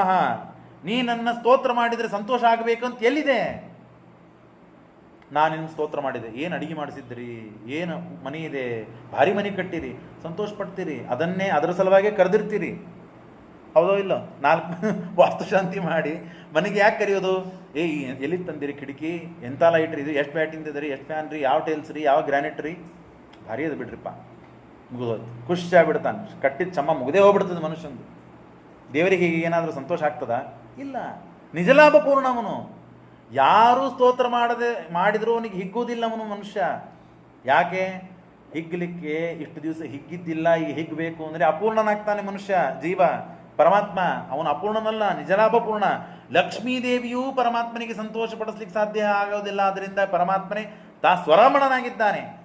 ಲಕ್ಷ್ಮೀದೇವಿಗೆ ಸಂತೋಷ ಕೊಡಬೇಕು ಅಂತ ದೇವರು ಅನುಗ್ರಹ ಮಾಡಿ ಸ್ವರಮಣ ಆಗ್ತಾನೆ ಅಷ್ಟೇ ಲಕ್ಷ್ಮೀದೇವಿ. ಇಷ್ಟು ಪರಮಾತ್ಮನ ಅದ್ಭುತವಾದದ್ದು. ನಾನು ಪ್ರತಿಬಿಂಬ, ನೀನು ಬಿಂಬ.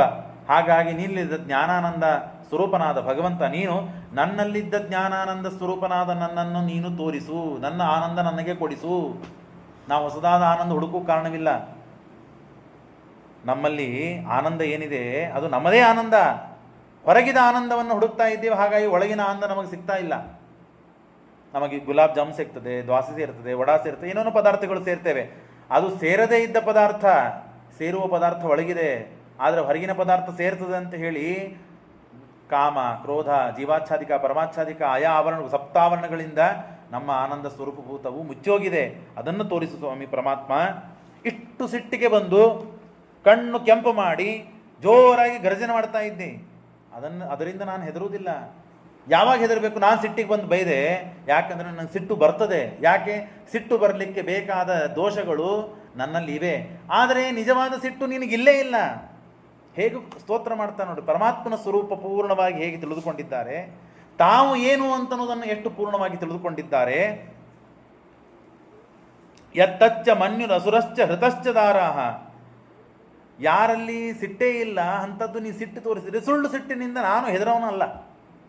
ಹೆದರುವುದಾದರೆ ನಾನು ಸಂಸಾರದಲ್ಲಿ ನನಗೇನು ಹಾಕಿ ಕಟ್ಟಿಟ್ಟಿಯಲ್ಲ, ಆ ಸಂಸಾರದಿಂದ ನನಗೆ ಭಯ ಇದೆ. ಹಾಗಾಗಿ ಆ ಸಂಸಾರದಿಂದ ದೂರ ಮಾಡು, ಪಾರು ಮಾಡು. ಯಸ್ಮಾತ್ ಪ್ರಿಯ ಪ್ರಿಯ ವಿಯೋಗ ಸಿಯೋಗ ಜನ್ಮ ಶೋಕಾಗ್ನಿನ ಸಕಲ ಯೋನಿಸಿ ದಕ್ಷ್ಯಮಾನ. ಎಲ್ಲ ಯೋನಿಗಳಲ್ಲಿ ಯಾವ ಯೋನಿಯಲ್ಲಿ ಸುಖವಾಗಿದ್ದೇವೆ ಹೇಳ್ರಿ ನೋಡೋಣ. ಪ್ರಿಯವಾದದ್ದು ಬೇಕು, ಸುಮ್ಮನೆ ಉದಾಹರಣೆ ಊಟಕ್ಕೆ ಕೊಡ್ಬೇಕಂತ ಇರ್ತದೆ, ಅವ್ರ ಬಗ್ಲಿಗೆ ಕೂತು ಹರಟಿ ಹೊಡ್ಕೋದು ಚೆಂದಾಗಿ ಮಾತಾಡಬೇಕು ಅಂತ ಜಾಗ ಹಿಡ್ಕೊಂಡು ಕೂತಿರ್ತೀವಿ, ಯಾರೋ ಬಂದು ಕೂತ್ಬಿಡ್ತಾರೆ. ಅವ್ರ ಬಗ್ಲಿಗೆ ಕೂಡಬಾರದು ಅಂತಿರ್ತದೆ, ಅವರೇ ಬಂದು ಕೊಡ್ತಾರೆ. ಯಾರು ಬೇಕಂತಿರ್ತದೆ ಅವ್ರು ಸಿಗುವುದೇ ಇಲ್ಲ. ಹೀಗೆ ವ್ಯವಸ್ಥೆ ನಮ್ಮದು. ಯಾರು ಪ್ರಿಯರಾದವರು ಅಂತ ನಾವು ಜಗತ್ತಿನಲ್ಲಿ ತಿಳ್ಕೊಂಡಿದ್ದೇವೆ ಅವರು ಎಂದೂ ಸಿಗುವುದಿಲ್ಲ. ಯಾವುದು ಅಪ್ರಿಯವಾದದ್ದು ದೂರ ಮಾಡಬೇಕು ಅಂತಂತೇವೆ ಅದು ಹತ್ತಿರ ಆಗ್ತದೆ. ಇಷ್ಟು ಅಸ್ವತಂತ್ರ ತಮರಾದ ನಮ್ಮನ್ನು ನೀನು ಶೋಕಾಗ್ನಿನ ಸಕಲ ಯೋನಿಷು ದಕ್ಷ್ಯಮಾನ, ನಮ್ಮನ್ನು ಸುಟ್ಟು ಸುಟ್ಟು ಹಾಕಿದ್ದಿ ಎಲ್ಲ ಯೋನಿಗಳಲ್ಲಿ ಹುಟ್ಟಿಸಿ. ಹಾಗಾಗಿ ದುಃಖೌಷಧ, ಈ ಔಷಧ ದುಃಖ, ಈ ದುಃಖವನ್ನು ಪರಿಹಾರ ಮಾಡಬೇಕು ಅಂತ ಔಷಧವನ್ನು ಹುಡುಕ್ಲಿಕ್ಕೆ ಹೋದರೆ ಒಬ್ಬರಿಗೆ ಯಾರಿಗೂ ಪಾಪ ಬಹಳಷ್ಟು ಬಾಯಿ ಬಂದಿತ್ತಂತೆ. ಬಿಸಿಲು ಬೇಸಿಗೆ ಕಾಲ, ಬಾಯಿಯಲ್ಲಿ ಗುಳ್ಳೆ ಆಗಿತ್ತು. ಅವನಿಗೆ ಹೋಗಿ ಡಾಕ್ಟ್ರಿಗೆ ತೋರಿಸ್ಬೇಕು ಅಂತ ಹೋಗಿ ಒಬ್ಬ ಡಾಕ್ಟ್ರಿಗೆ ಹೇಳಿ ಕೇಳಿದಂತೆ, ಸ್ವಾಮಿ ಬಾಯಿ ಬಂದಿದೆ, ಏನು ಮಾಡಬೇಕು? ಏನು ಮಾಡಬೇಡ, ಒಲಿ ಮೇಲೆ ಚೆಂದಾಗಿ ನೀರು ಕುದಿ ಕುದಿ ಕುದಿ ಕಾಯಿಸಿ ಕುಡಿದ್ಬಿಡು. ಮೊದಲೇ ಬಾಯಿ ಉರಿತಿರ್ತದೆ, ಬಿಸಿ ನೀರು ಕುಡಿದ್ರೆ ಏನಾಗಬೇಕು? ಹಾಗಿದೆ ನಮ್ಮ ಅವಸ್ಥೆ. ಯಾವುದು ದುಃಖ, ಯಾವುದು ಪರಿಹಾರ ಮಾಡಲಿಕ್ಕೆ ಸಾಧ್ಯವಿಲ್ಲ ಅಂಥದ್ದನ್ನು ಪರಿಹಾರ ಮಾಡ್ಕೊಳ್ಬೇಕು ಅಂತ ಯಾರ ಹತ್ರ ಹೋಗಿ ಕೇಳಿದರೆ ಮತ್ತೆ ಪುನಃ ಸಂಸಾರದಲ್ಲಿ ಬೀಳುವಂತೇನೆ ನಮಗೆ ಹೇಳುತ್ತಾರೆ, ಮಾರ್ಗವನ್ನು ತೋರಿಸ್ತಾರೆ. ಹಾಗಾಗಿ ಸಂಸಾರದಿಂದ ಪರಿಹಾರ ಮಾಡುವ ಮಾರ್ಗವನ್ನು ತಿಳಿಸುವಂಥ ಅದ್ಭುತವಾದ ಪ್ರಾರ್ಥನೆಗಳನ್ನೆಲ್ಲ ಮಾಡಿ ಕೊನೆಗೆ ಆಯ್ತಪ್ಪ, ನೀನು ಭಕ್ತಿಗೆ ನಾನು ಮೆಚ್ಚಿ ಬಂದಿದ್ದೇನೆ, ನಿನಗೇನು ಬೇಕು ಕೇಳು, ಎಂದೂ ಏನೂ ಕೇಳದೇ ಇದ್ದಂತೆ ವರವನ್ನು ಕೊಡು, ನನಗೆ ವರವನ್ನು ಕೇಳದೇ ಇದ್ದಂತೆ ವರಗಳನ್ನು ಕೊಡು ಅಂತ ನರಸಿಂಹದೇವರಿಗೆ ಪ್ರಹ್ಲಾದರಾಜರು ಪ್ರಾರ್ಥನೆ ಮಾಡ್ತಾರಂತೆ. ಯದಿ ರಾಸೀನ ಮೇ ಕಾಮಾನ್ ವರಾಂತ್ವಂ ವರದಪ್ರಭ ಕಾಮಾನ್ಯ ವೃದ್ಧ ಸಂಭೋಗ ವರದಸ್ತು ಅನೇವೃಣೆ. ಸ್ವಾಮಿ, ನಾನೇನಾದರೂ ನಿನಗೆ ವರವನ್ನು ಕೇಳಿದೆ ಅಂತಾದರೆ ನಾನು ನಿನ್ನ ಸ್ವಾತಂತ್ರ್ಯ, ಸರ್ವಜ್ಞತ್ವ, ಸರ್ವಶಕ್ತಿತ್ವಗಳಿಗೆ ನಾನು ನಿನ್ನ ಮೇಲೆ ಅವಿಶ್ವಾಸ ಮಾಡಿದಂತೆ ಆಗ್ತದೆ. ನನಗೇನು ಬೇಕು ನಿನಗೆ ಗೊತ್ತಿಲ್ವಾ? ನೀನೇ ಕೊಡು, ನಾನೇ ಕೇಳಿ. ಕೊಡುವುದೇ ಆದರೆ ನನಗೆ ನಿನ್ನಲ್ಲಿ ಎಂದೂ ನಿನ್ನನ್ನು ಕುರಿತು ವರವನ್ನು ಕೇಳದೇ ಇದ್ದಂತೆ ಬುದ್ಧಿಯನ್ನು ಕೊಡು. ನನಗೇನು ಕೇಳಬೇಡ ಅಂಥ ಬುದ್ಧಿಯನ್ನು ನನಗೆ ಕೊಡು. ಕೊನೆಗೆ ನನ್ನ ತಂದೆಯಿಂದ ನಾನು ಜನ್ಮ ಸಿಕ್ಕಿದೆ, ದೇಹ ಸಿಕ್ಕಿದೆ, ಅದಕ್ಕಾಗಿ ನಿನ್ನ ಸ್ತೋತ್ರ ಮಾಡುವ ಬುದ್ಧಿ ಸಿಕ್ತು. ಒಂದು ಅಧಿಷ್ಠಾನ ಇಲ್ಲ ಅಂತ ಆದರೆ ಮನುಷ್ಯ ಎಲ್ಲಿದ್ದು ಸ್ತೋತ್ರ ಮಾಡಬೇಕು? ಹಾಗಾಗಿ ನನ್ನ ತಂದೆಗೆ ಉದ್ಧಾರ ಮಾಡುವಂಥದ್ದು ಸರಿ ಆಗಲಿ. ಅವನಲ್ಲಿದ್ದ ಜಯನನ್ನು ಉದ್ಧಾರ ಮಾಡಿ ಪ್ರಹ್ಲಾದರಾಜರು ಸ್ತೋತ್ರ ಮಾಡಿ ಪರಮಾತ್ಮನನ್ನು ಸಂತೋಷಪಡಿಸಿ ಕೊನೆಗೆ ಇಲ್ಲೇ ಇದ್ದು ಪ್ರಹ್ಲಾದರಾಜರು ಎಷ್ಟು ದಿವಸ ಇದ್ದು ಭೂಮಿಯಲ್ಲಿದ್ದು ತಾವು ಭೂಲೋಕದಲ್ಲಿ ಇದ್ದು ತಾವು ರಾಜ್ಯವನ್ನು ಆಳಬೇಕೋ ಅಷ್ಟು ದಿನಕಾಲ ರಾಜ್ಯವನ್ನು ಆಳಿ ಕೊನೆಗೆ ದೇವರ ಅನುಗ್ರಹಕ್ಕೆ ಪಾತ್ರರಾಗಿದ್ದಾರೆ ಅಂತ ಹೇಳ್ತಾ ಇವತ್ತಿನ ಕಥಾಭಾಗವನ್ನು ಮುಗಿಸೋಣ. ಶ್ರೀಕೃಷ್ಣ ಅರ್ಪಣಮಸ್ತು. ಎಸ್ ಸರ್ವಗುಣ ಸಂಪೂರ್ಣ.